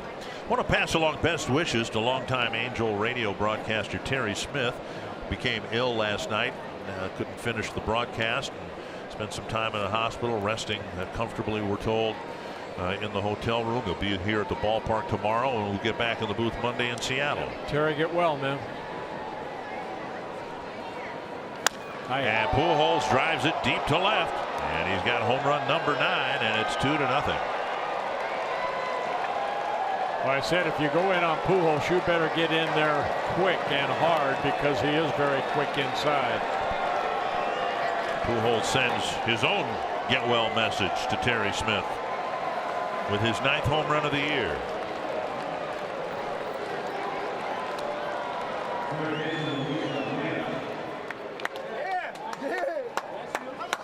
Yeah.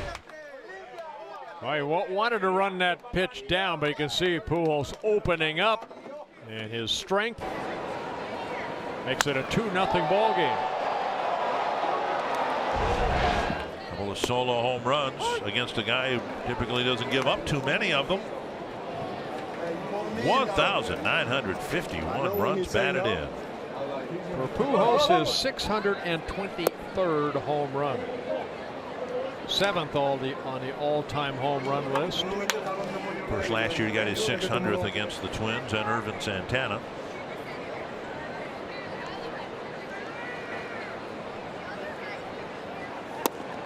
Inside 2-1.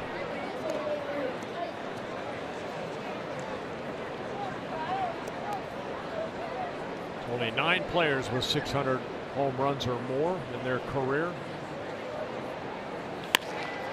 And Sano flips to Gibson. 2 down.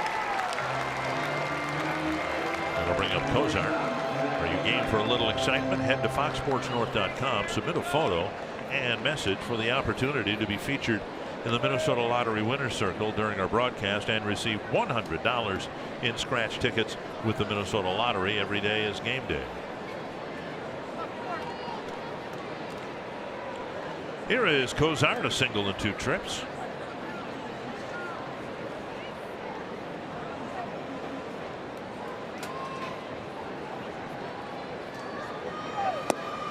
Strike 1. Well, Gibson's outing here today, whatever you want to call this, is typical of his outings this year.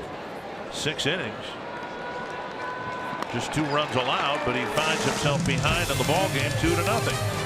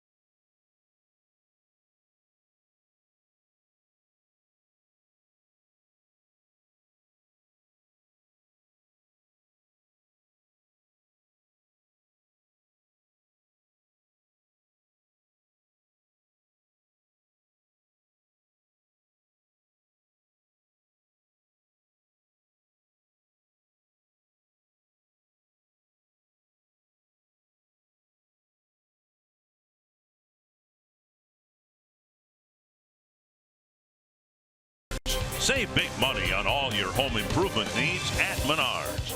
And by Dodge. Visit Dodge.com or your local dealer today. 2-0 Angels, a couple of solo home runs, and that's pretty much been it against Kyle Gibson. But it's a 2-0 game, and now Eddie Rosario will lead off the 6th for the Twins. Another quality start for Kyle. 104 pitches thrown. See if the offense can pick him up right here and get us maybe a 3 spot against Tyler Skaggs. Strike 1 at the knees, and Rosario begs to differ.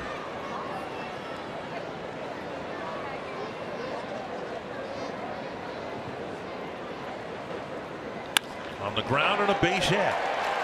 The Twins for the 2nd inning in a row get a leadoff hit. Last inning it was a leadoff double by Adrianza. Wednesday, June 20th, it's University of St. Thomas night at Target Field. Limited number of St. Thomas theme night ticket packages are available that include a game ticket and a purple and gray Twins cap. Learn more at twinsbaseball.com/St. Thomas or call 800-33-TWINS. It's another hit for Rosario, number 76 on the year. Came in 9th in the American League, hitting at .315. Here's Escobar. And a breaking ball, strike one.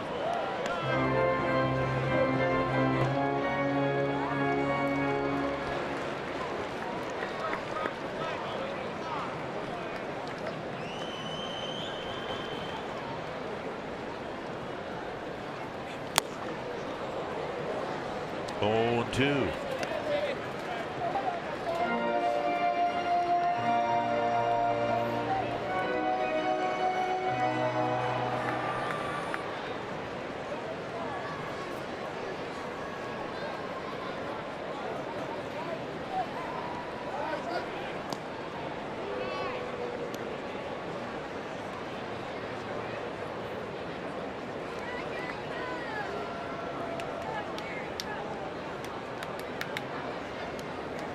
Two strikes to the Twins third baseman. High fastball, got him. And very quickly Skaggs sends Escobar back to the dugout. Strikeout number 5 for Skaggs. But with a high fastball right there, the pitch that Escobar does have a little trouble catching up to.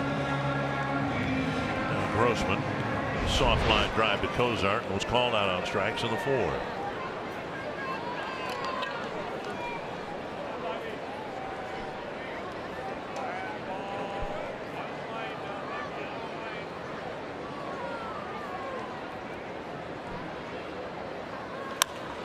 Again, Robbie going after the first pitch, which he's done more and more of that. It's not really his game. I know why he's doing it. I think he's trying to get this lineup going a little bit, but Robbie, his typical at bat is 5, 6, 7 pitches or more and drawing a lot of walks. But you know what? Skaggs is attacking the strike zone. 66% of his pitches have been in the strike zone. Yeah. 85 pitches.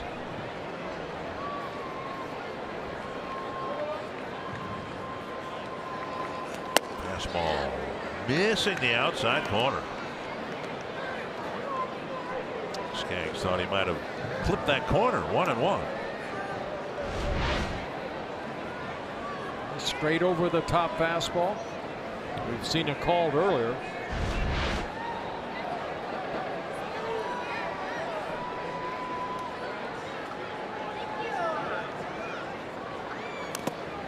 Swing and a foul is interesting. Between innings, Pujols, who had just homered earlier in the inning, and of course the designated hitter, he asked to talk to Jim Reynolds, and I can be pretty sure what that conversation was about. The conversation lasted about 30 seconds, and it had to do with Pujols' second at bat when he was called out on strikes on a pitch he didn't believe was a strike. 1-2 to Grossman.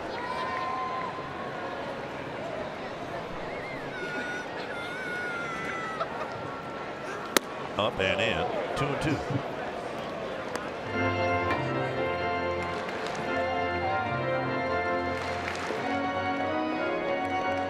Kepler on deck. He's trying to put together a big long inning. Bat around inning. And take advantage of their second straight leadoff hit. And getting back safely is Rosario. Fernandez, we talked about this last night. Fernandez caught the ball well in front of the bag and then had to reach back for the runner. Right, and you see this right here. You see what the throw right there, and then surprised he didn't reach the other way, go to his left.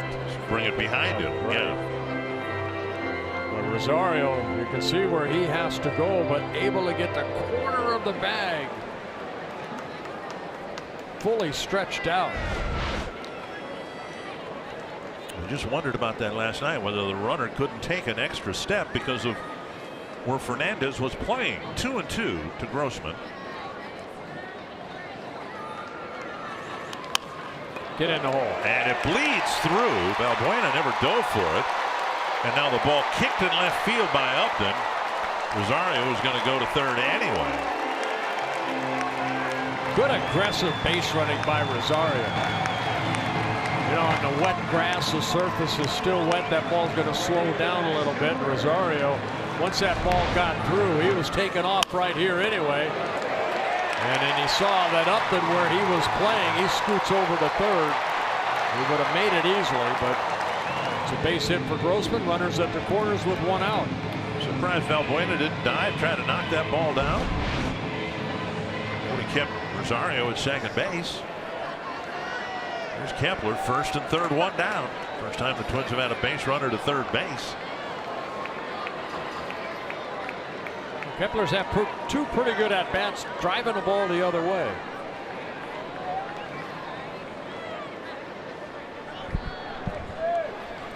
Waving at a breaking ball. And strike.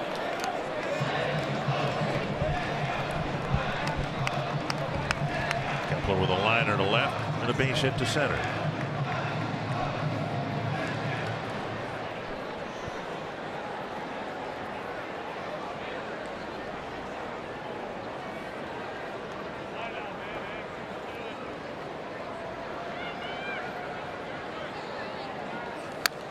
Good cut at that fastball, fouled it straight back. Yeah, good swing right there.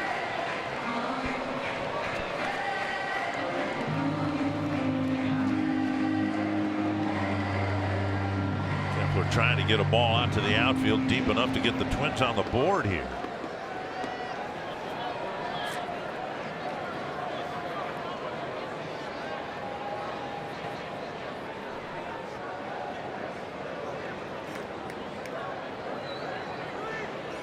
Up and in.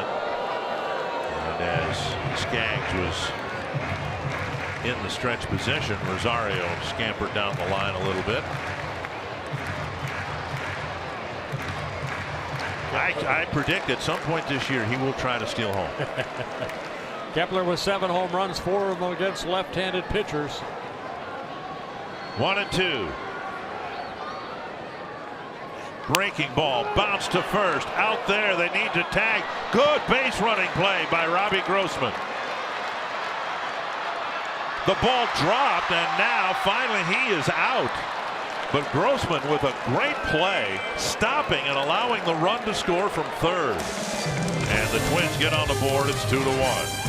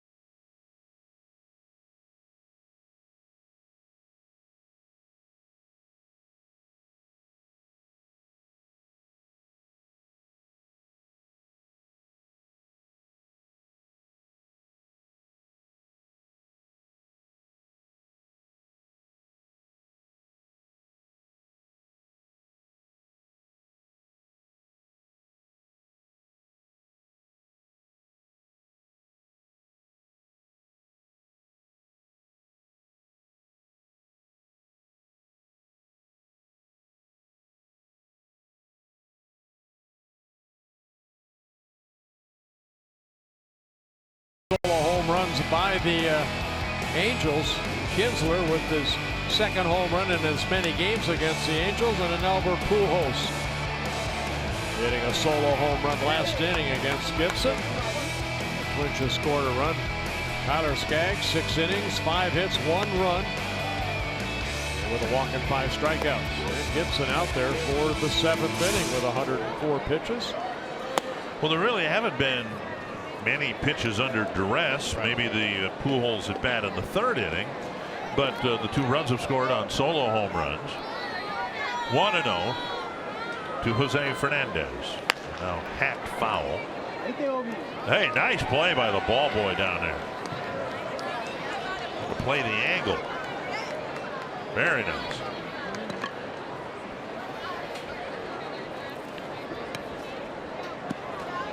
One and one.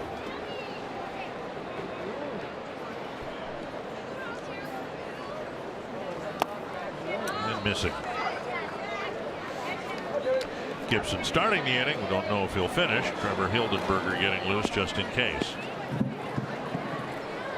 Got 104 pitches coming into this inning, the most Kyle has used in an inning, or excuse me, an outing. Popped up. It is back and out of play.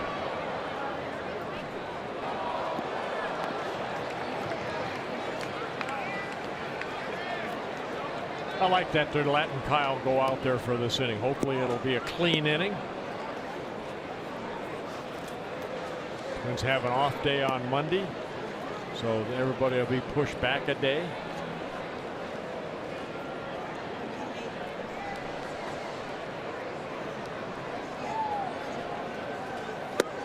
Pitch is up. And now 3-2. If Gibson wants to finish the inning, he can't afford to lead off the inning with a walk.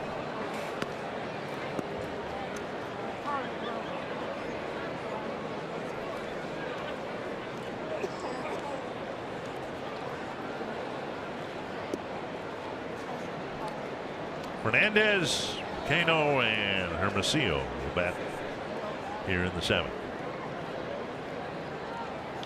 On the ground and under the glove of Dozier into right field for a leadoff hit. Now stumbling was Fernandez, and he'll reach first base anyway. I don't know if he tripped over his bat or what happened, but as Kepler got the ball in right field, Fernandez was just scampering up the line. I think the way he swings the bat right there, you can see he tumbled at the plate after swinging that bat and then got up and got the first base, hit the ball sharply. Dozier dove for it, couldn't get it.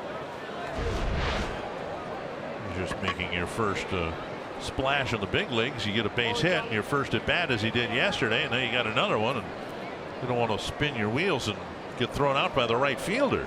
I think that's that's Fontana pinch running for Fernandez at first base.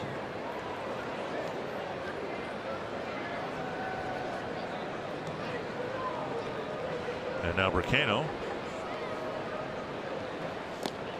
Throw to first.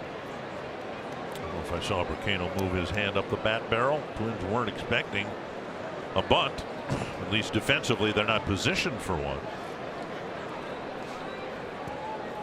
Kyle's been able to get 7 double plays turned behind him. This is his 13th start. Well, Bracano did the same thing after Gibson had thrown to first. Maybe he's trying to decoy the Twins into thinking that he might be bunting.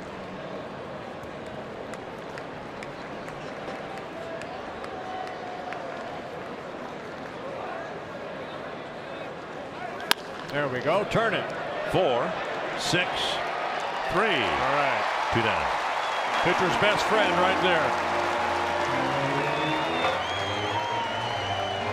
2 down in the 7th. And nicely turned right there by the middle infield. Dozier, little flip over to Adrianza, steps on the bag and gets the out at first. 8th double play turned behind Kyle. Yes.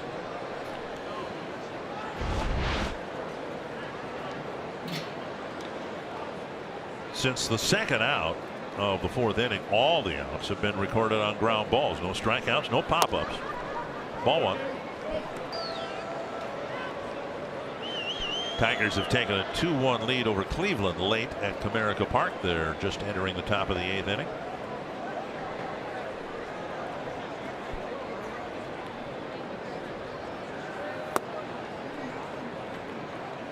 Two 2-0.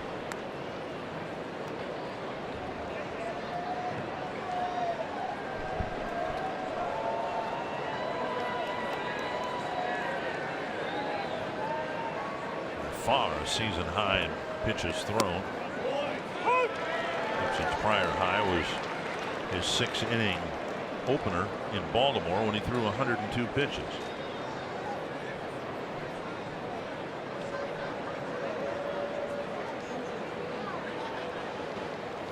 Breaking ball, a foul ball that got Wilson 2-2.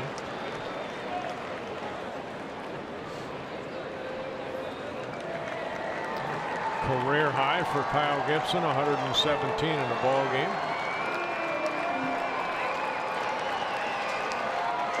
To me, there's no difference between 100 and 120. You know, if you can go one more inning and save those arms in the bullpen. There's a 20% difference. I can figure that much out. Yeah, but still, like you said, you know, that one inning under duress when you walk 2 straight and then that long at bat with Pujols.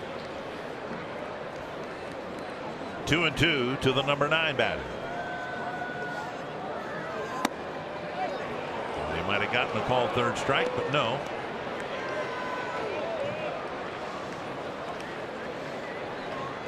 "35 pitches," and remember, McGill was warming up in the 3rd inning because the inning pitch count had mounted so high. Yeah, Kyle's gone only 7 innings, just 1 time. It was 2 starts ago. Foul back. And I think Gibson knows it. This is his last man. If he wants to complete 7 and have a chance of the Twins scoring and giving him a win, he's got to get this guy. Twins starting staff has only gone 7 innings or more. 9 times. Barrios 8 times. Gibson will be the 2nd time. There we go. Good. 7 good innings for Kyle Gibson, yet he trails 2-1.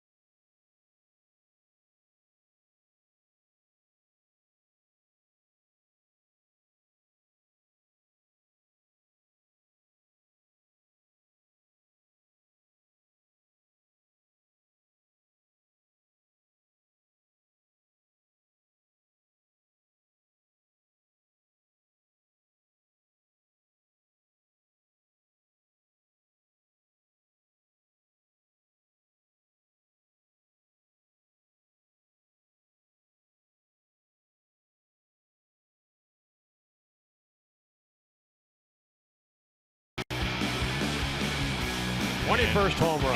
Into the bullpen, where his power was developed in Detroit. Watching the likes of Miguel Cabrera and others hit the ball so well to right center field, and he can reach the bullpen in Boston. Right, in Fenway Park. That's a poke right there. Everybody talks about the green monster, but to hit a home run the other way. Yeah, great outing by Kyle Gibson. Going to be congratulated. Let's see if they can get him a win right here. Starting with Sano, then Adrianza and Lamar. The Twins are trying to do something against Tyler Skaggs. Sano lifts it foul down the right field line into the seats, 1 strike. Yeah, with Fernandez coming out of the ball game, Valbuena will take over at first, and Montana stays in the game at 3rd. 1 strike to Sano, a double and a strikeout. Takes down and in a ball.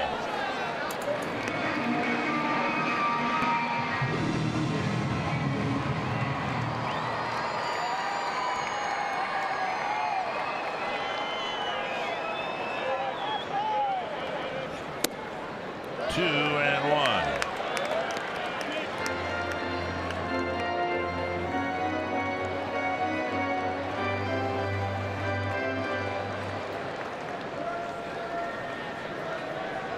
He's got a good start last night from Lance Lynn and tonight from Kyle Gibson. Out in front, a dribbler up the line, foul, 2-2. There's a 2-1 count, and he got a curveball at 74 miles per hour. Might have been a good thing that he didn't put it in play. Took a fastball for a called third strike on the fourth. The numbers on Kyle, that to me is a quality start. 7 innings, 2 earned runs or less. Got 13 ground ball outs, 3 fly ball outs. And on a fastball, he got a piece and fouled it back. It's interesting how he got his strikeouts early on. He didn't strike out anybody after he got the leadoff man in the fourth. And everything else, almost all the other outs were on ground balls. 2-2 to Sano.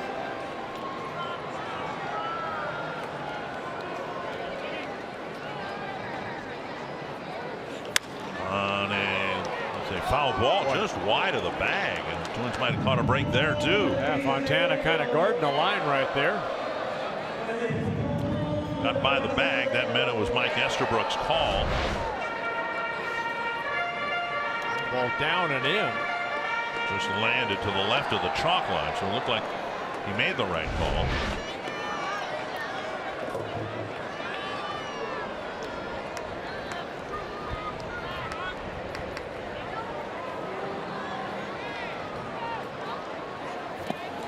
It's a swing and a miss.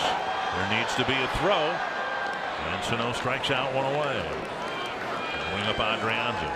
Tiger Woods is back. He's ready to take on the greatest golfers in the world at the 118th U.S. Open. Live coverage begins June 14th from Shinnecock Hills on Fox FS1 and streaming live on Fox Sports Go. Sano strikes out, and now Adrianza, who has walked and doubled. Yeah, Skaggs getting Sano for the second time, 6 strikeouts in a ball game. And he's trying to match a season high in innings pitched. Skaggs is 7 innings he had against Houston back in April. Adrianza hit a fastball for a double, so he gets a first pitch curve for ball 1. Justin Anderson getting loose with now Skaggs over 100 pitches on the night.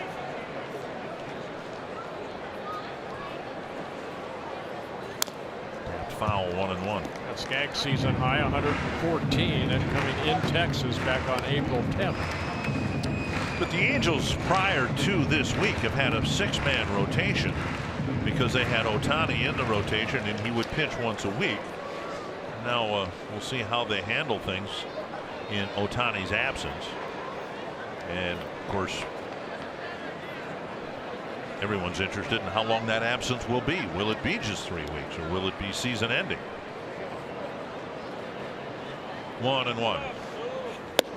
Strike call, 1-2. Well, Anaheim goes to Seattle for a 3-game series, and then they have Thursday off before they go to Oakland. So right. Almost the same thing. Starters will get that extra day's rest. 1-2 to Adrianza, but because of that, there have been games like the one you spoke of where the pitcher was given some extra pitches on his limit because of an extra day off. 2-2. Angels were starting to get a little attention because of the 6-man rotation and how well it seemed to be working, and maybe that would be the next phase of the pitching evolution. Giving a pitcher an extra day, but then expecting him to pitch maybe an extra inning on the days that he pitches.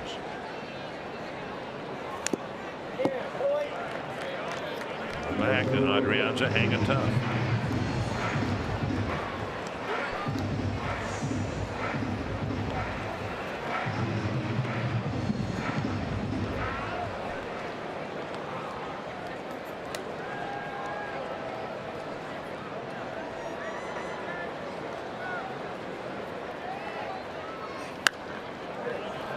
The Twins dugout into the seats.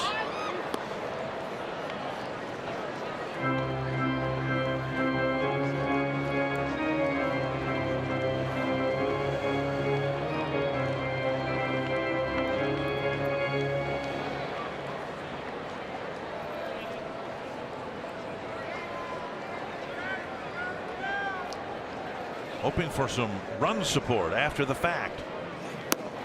3-2. Good take right there. Fastball away.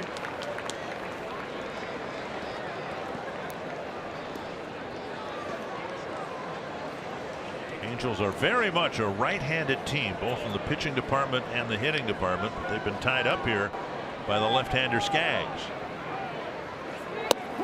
Got him. And a breaking ball gets him looking 2 down. And Adrianza knew it. Strikeout number 7. 3-2. Dropped the hammer on him. Replay brought to you by Carrier. 2 down in the Twins' 7th, and now Ryan Lamar. Ground ball to short, and then a number back toward the mound, and that was a very costly out for the Twins because it did not advance Adrianza to third base after his leadoff double. Fastball on the outside corner.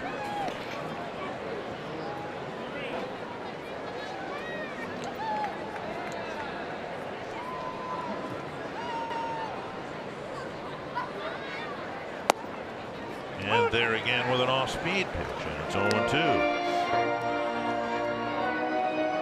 Announced attendance this afternoon or this evening, 24,061.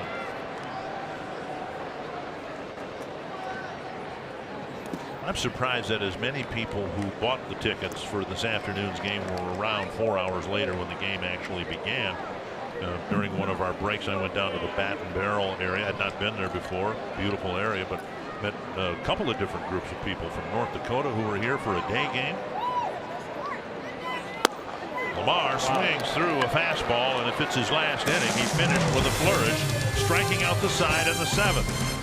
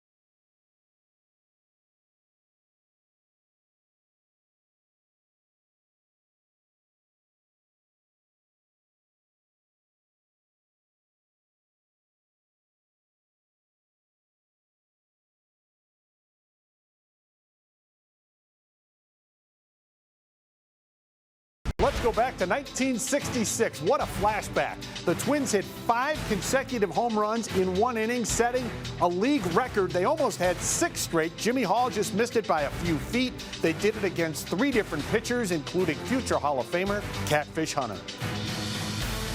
The old Kansas City Athletics. I remember as a kid watching games from there. There was a house in right field, and later Charlie Finley had a donkey over the fence in right field.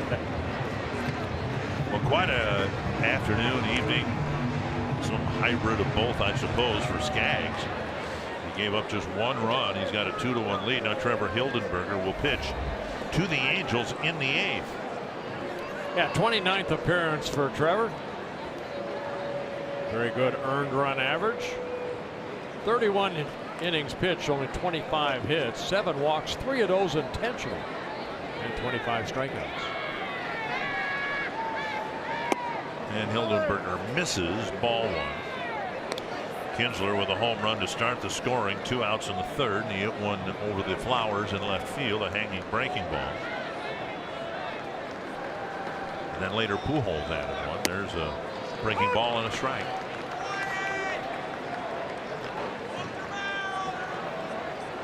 Trevor with that sinking fastball, the frisbee type breaking ball. Very good changeup also. Fastball for a strike. Very often we've seen Trevor come over the top with a fastball that's got a little extra zip to it. Yeah, we've seen it at 94, 95. Right. That side armor came in at 90. Breaking ball picked up by Escobar. One away. Hard to quarrel with this. Another really good outing by Kyle Gibson. Yeah, outstanding. Made 2 mistakes really. I mean, Kinsler hit the home run. Looked like not a bad pitch, but you know, he got out front, hit the home run, 5 strikeouts. As you mentioned, they all came in the first 4 innings. Getting Pujols right there. He did not like it. But 118 pitches, a career high for Kyle, and 7 outstanding innings. Mike Trout 1 for 2 with a walk. And a fastball, strike 1.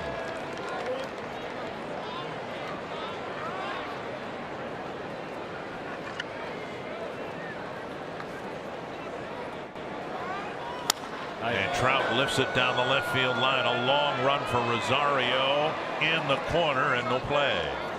And right off the end of the bat. And it's 0-2.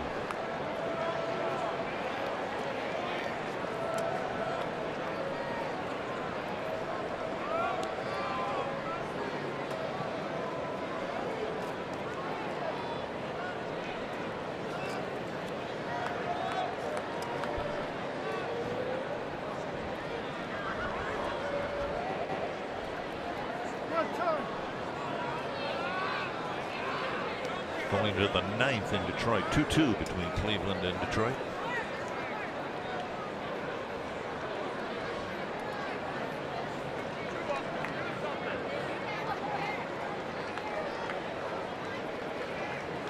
High fly center field. Lamar is back 400 feet from home plate. He makes the catch. 2 down. This copyrighted telecast presented by authority of the Minnesota Twins and may not be reproduced or retransmitted in any form. And the accounts and descriptions of this game may not be disseminated without the express written consent of the Minnesota Twins, LLC. And now Upton 0 for 2 with a walk.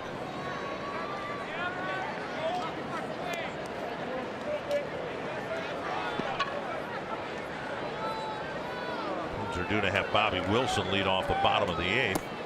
We might see, depending on who the pitcher is, we might see Jake Cave make his reappearance after his call up as a pinch hitter. 1-0. Bounced foul. 1-1. I believe that's Anderson still warming up in the bullpen. Yep.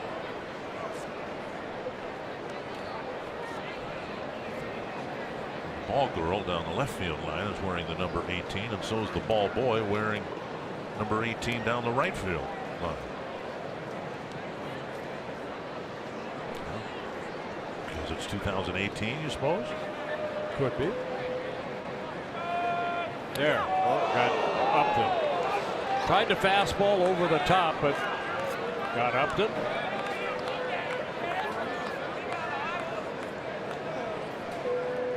Upton will go to first. A second hit batsman for Hildenberger. The ball just ran in, and I got the left arm.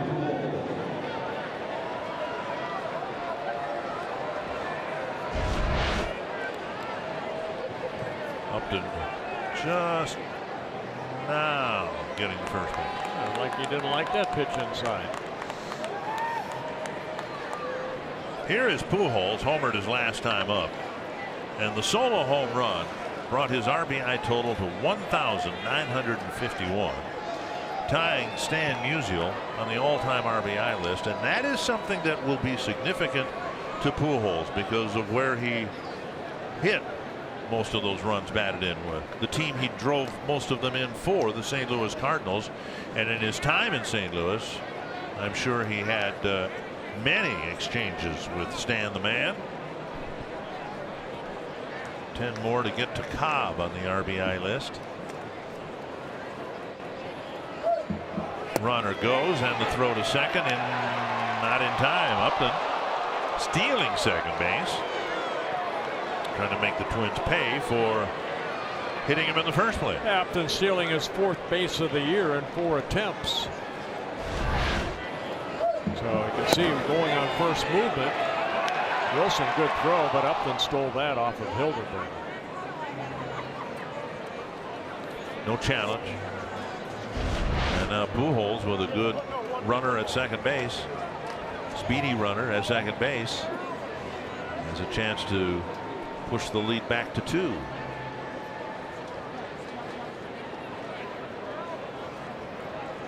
One and 0 to Pujols.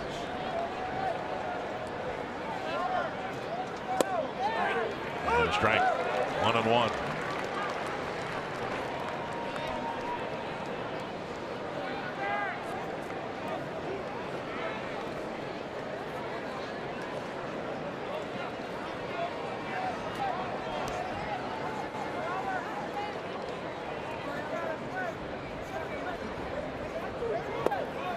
Two and 1.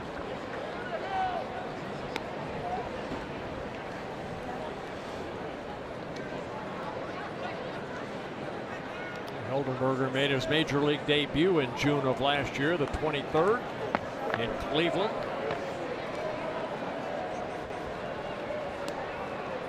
Two and 1 to Pujols. On the outside corner, 2-2. Pujols was called out on a similar pitch in the 3rd inning. Trevor going down and away with this fastball.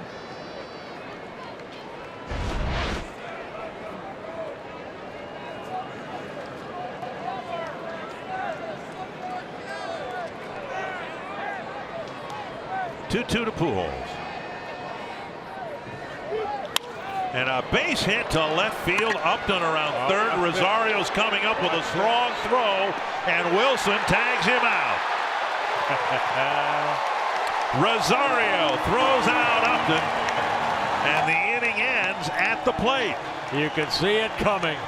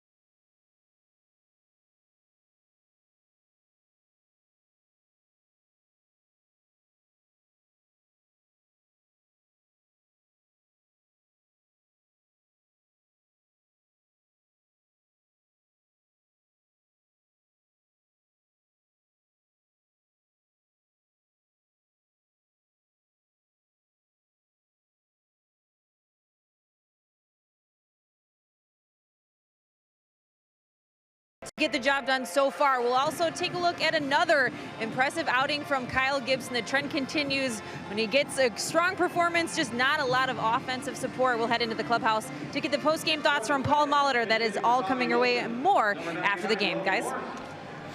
All right, well, we'll see what happens here in the 8th inning. We'll start with a pinch hitter and a new Angel pitcher, but the pinch hitter is not Jake Cave. It's Logan Morrison, who will face Anderson. Anderson in his rookie season making his 20th relief appearance. He made his major league debut back in middle of April.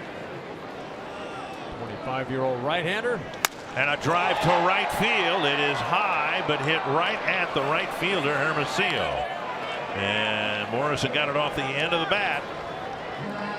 And on one pitch, he's gone. Anderson, as I mentioned, 20th relief appearance, 14 hits in 19 1/3 innings. He has allowed 2 home runs, 16 walks, 2 intentional. So a lot of walks, 27 strikeouts. Hard throwing right-hander. Fastball, hard slider, changeup. Brian Dozier 0 for 3. A pop up, a ground ball, and a strikeout. And he takes ball 1.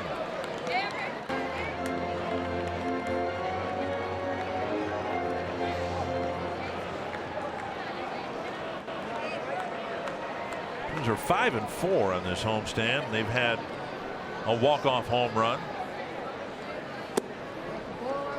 but they've not hit very well in the clutch.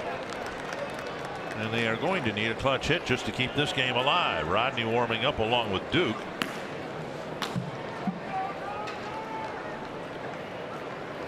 If the Twins can score a couple and get Rodney in the game for a save. 2-0. 3-0. Rosario on deck. Back on May 11th in Anaheim, it was Anderson who started and pitched a clean 8th inning, went out there for the 9th, and he gave up 3 runs. Twins came back and beat the Angels 5-4.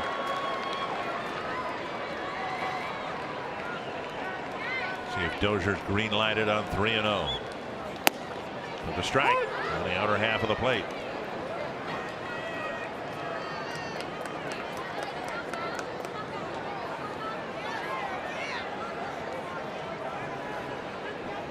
Dozier's played in every game for the Twins this year.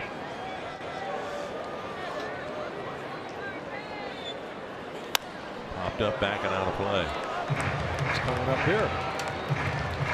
It's in here. Bounced in here. What happened?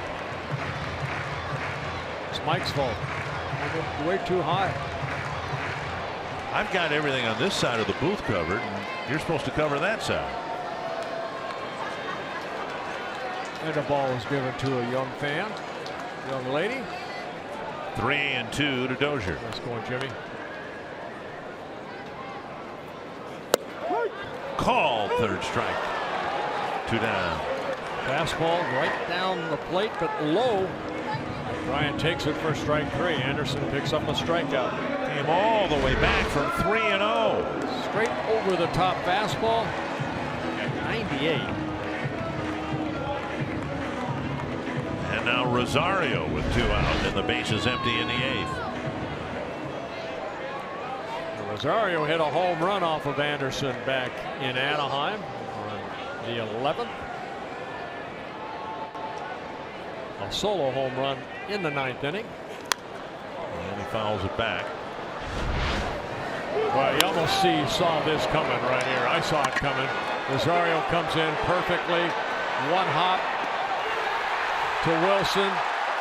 Upton tried to go on the infield side to slide around that tag. Nicely done. 1 strike to Rosario. And now inside.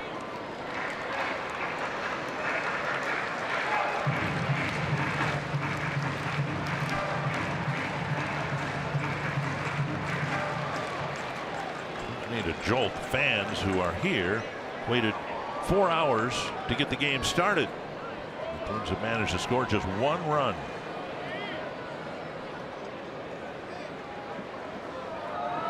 One and 1 to Rosario. 2-1.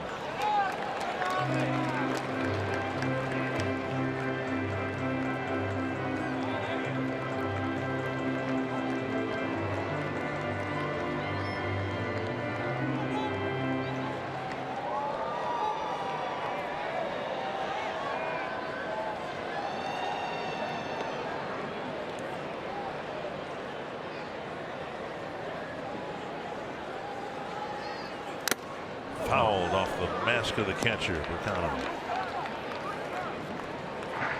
Home plate umpire Jim Reynolds will walk the Give him ball. a little extra time. Rosario just fouling this ball. You can see it hit the mask of the catcher.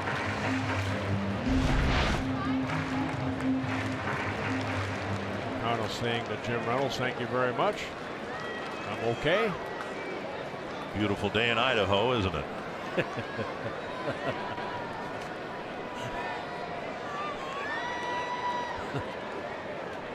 2-2 to Rosario.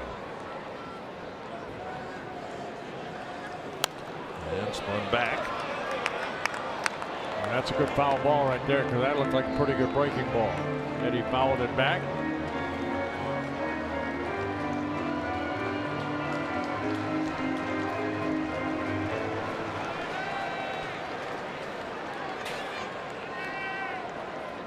Rosario hanging tough at 2-2.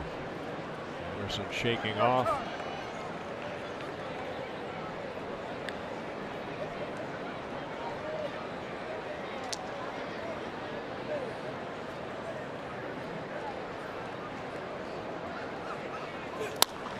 Fighting it off again.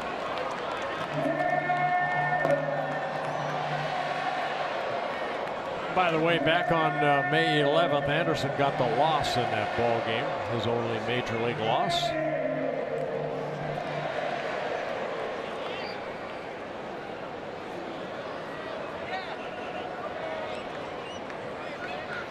Another 2-2 to Rosario. And he fought off another one.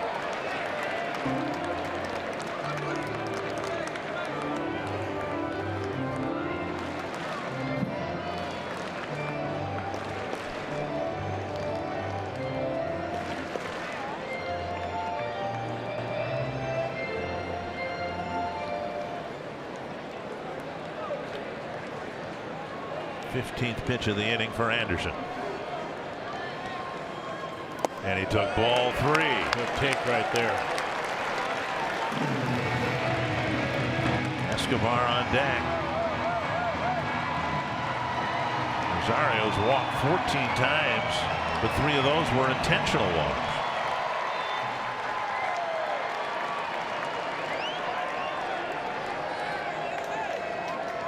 Looking for something he can drive.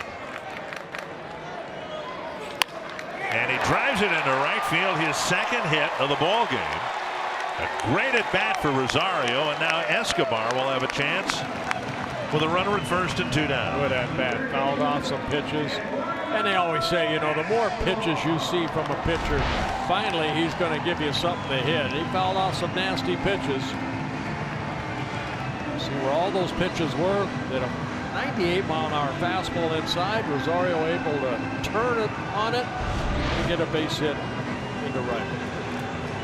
And by the way, at 98 miles per hour, the direction of the hit, assuming it was going to be a hit, it was no more likely to be pulled to right field or spanked to left field. He can hit the inside pitch as well to left or right. And now Escobar. A high drive to center. Trout puts it away. The Twins get a 2-out hit, but come up short again in the 8th. It's 2-1.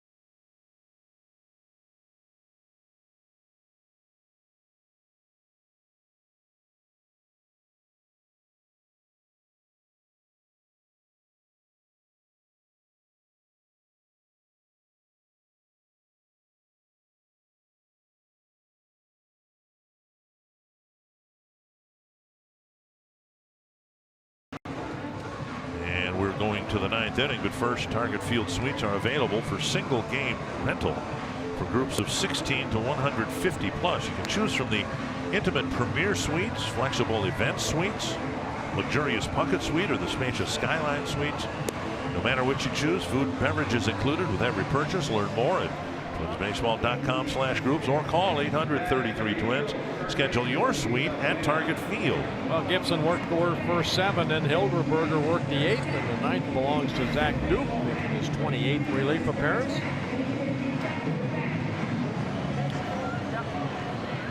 Zach Duke brought in because the first Angel hitter, as Mitch Garver's entered the game as a catcher, the first Angel hitter is one of their few left-handed batters, Luis Valbuena. And Duke misses, ball 1. How about the retro look for Duke? Kind of like that with the stirrup socks. You have to explain to the younger viewers what a stirrup sock is. Swing and a miss. Hey, it looks like it's TC on the side too. When it came up, we had to wear our socks just like that. And your pants like that to reveal the TC. TC, right. The stirrup sock is, what would you call it, just like a half sock pulled over your sanitary sock. Sanitary, right. Which, if you've been in any clubhouse at all, they're not at all sanitary. That's one of the worst names for a clothing item. They get reused and reused and reused. They're hardly sanitary. 1 and 2.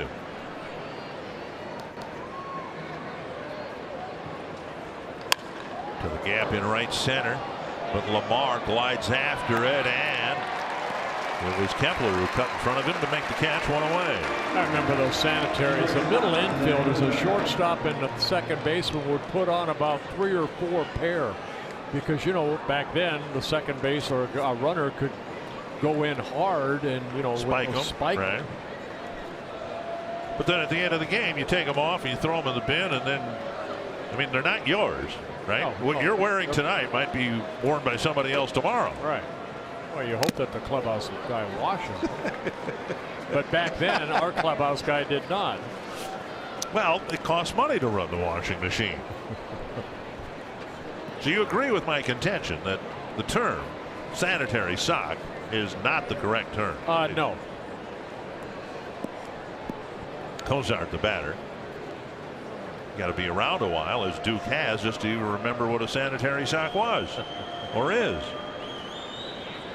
Drops down sidearm and misses, 1-1. Duke will give you different positions as far as releasing that baseball. Change speeds well. He's in his 14th major league season. Came up as a starter for the Pirates way back in 2005. Bouncer to third, 2-hopper, chest high hop for Escobar. He's been kept busy today, and so has Sano. 2 down. Now Duke's job is to keep this a 1-run game, and then the lineup's job is to win a 1-run game. The Twins are incredibly 3-12 in 1-run games. I mean, that's hard to do. It's hard to win 12 out of 15, but it's just as hard to lose 12 out of 15 1-run games. I saw a number, and I'm going to say 21-6 are the Seattle Mariners in 1-run games. Right. Yeah. Now, last year the Twins were 15-18 in 1-run games, but they were 20-9 in 2-run games. Fontana getting a chance to get an at-bat here.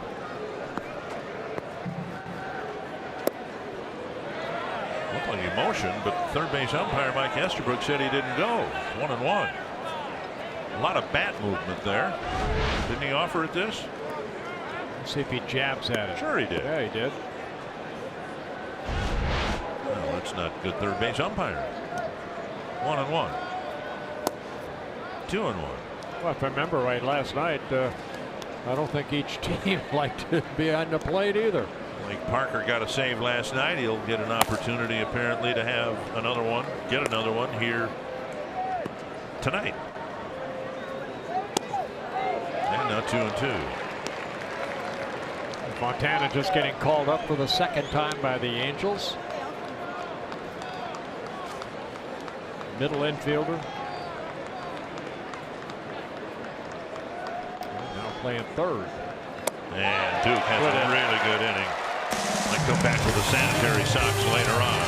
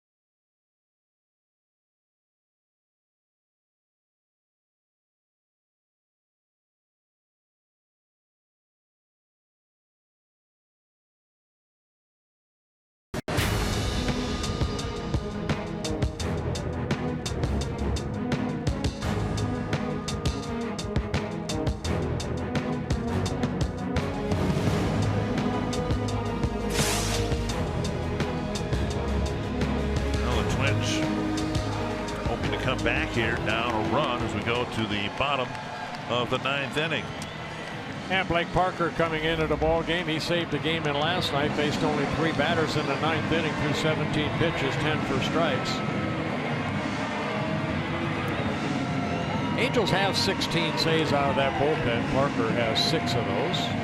It'll be Robbie Grossman, Max Kepler, and Miguel Sano. Parker came in at a 1-2-3 9th inning last night, striking out Sano, and he'll face him 3rd this inning.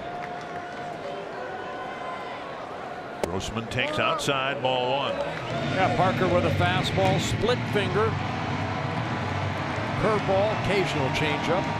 He sets himself up by putting that split finger. You can see it set right there, then moves it around the glove if he's going to throw a fastball or breaking ball.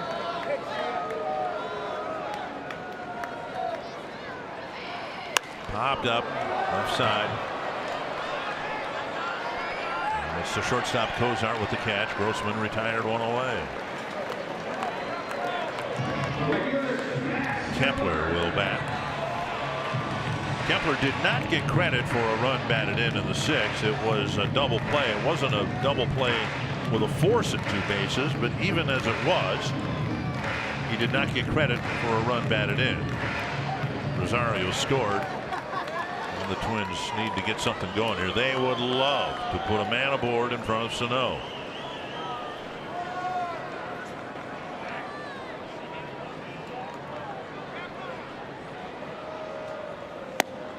A speed pitch and a strike.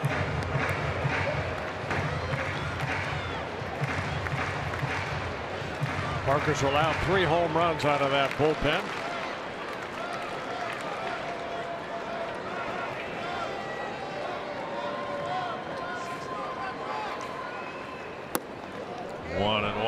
Might have been the split finger right there.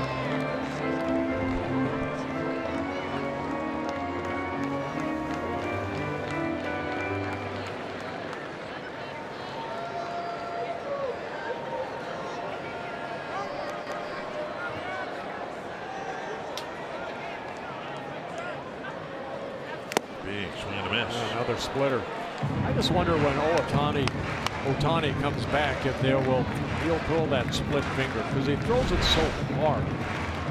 There's a split finger you can see at 81 miles an hour. Ohtani throws that thing in the upper 80s. Right. 1-2 to Kepler.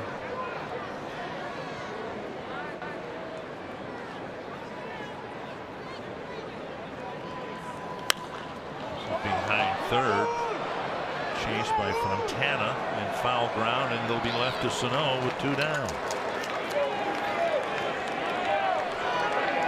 Sano with a double to the left field corner his first time up, and then 2 strikeouts. And again, Parker got him last night on a check swing, got him to 2 strikes, threw him the splitter, and ended up striking him out.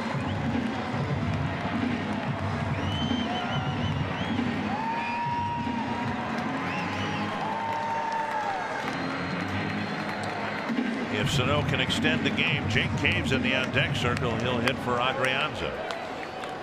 We got to get there first.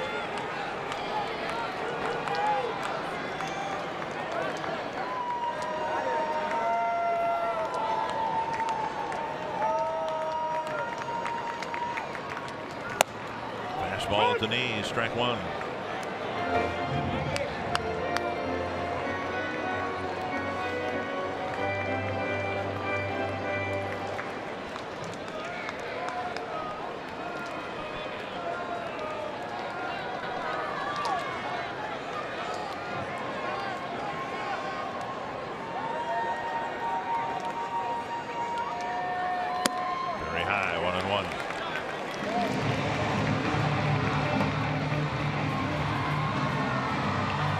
Hit 7th in the ball game last night, moved up to 6th today.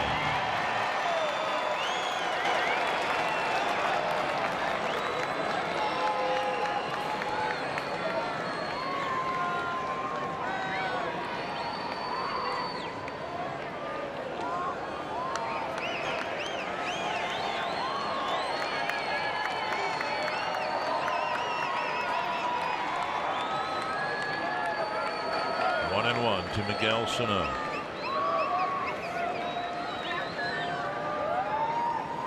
Half swing. Did he go? No. And Sano able to check his swing, but just barely. And with him at the plate, there's a huge difference between 2-1 and 1-2. Looked like a check.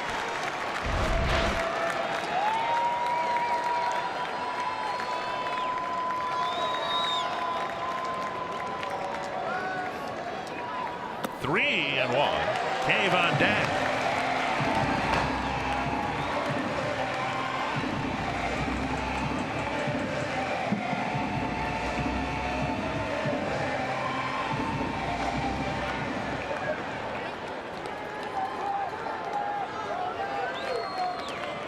See what Parker gives Sano on 3-1.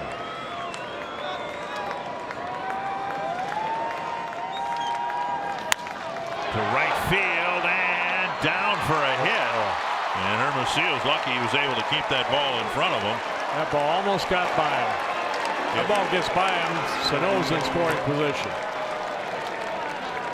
And now Petit will run for Sano. Putting that glove up in the last second. It's off the tip of the glove. Tip of the glove. Game just called up today, with Tyler Duffy being sent back down. Charlie Nagy, the pitching coach, coming out.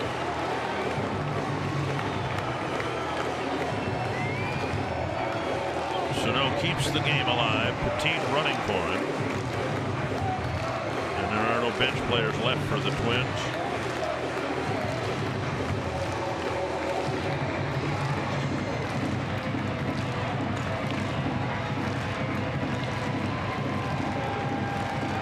Have a chance for Cave to step up and be a hero.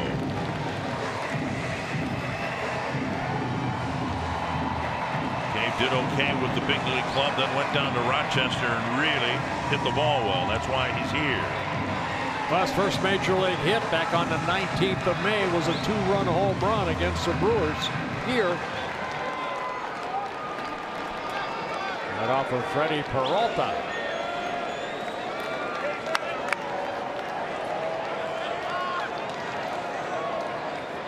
Parker to Cave.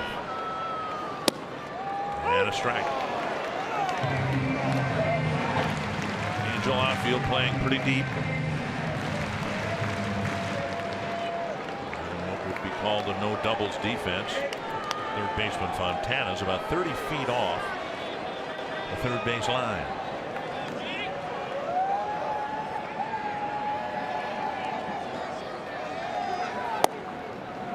Oh, 2 fastballs away.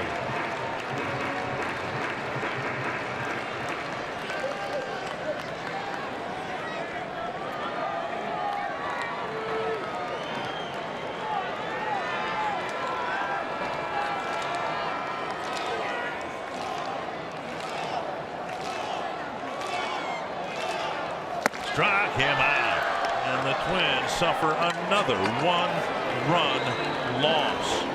They are now 3-13 in 1-run games. Yeah, second time that they have lost to the Angels 2-1. A well-pitched game by Kyle Gibson. Tyler Skaggs just a little bit better. And so, Anthony, Twins fans had to wait 4 hours, and then unfortunately another loss by a 1-run here at Target Field. Second consecutive tight game goes the way of the Angels. They've won the first 2 in this series. We'll show you how they used the long ball again today. Another solid start, but yet no victory for Kyle Gibson. And we'll hear from Paul Molitor. It's all next on Twins Live.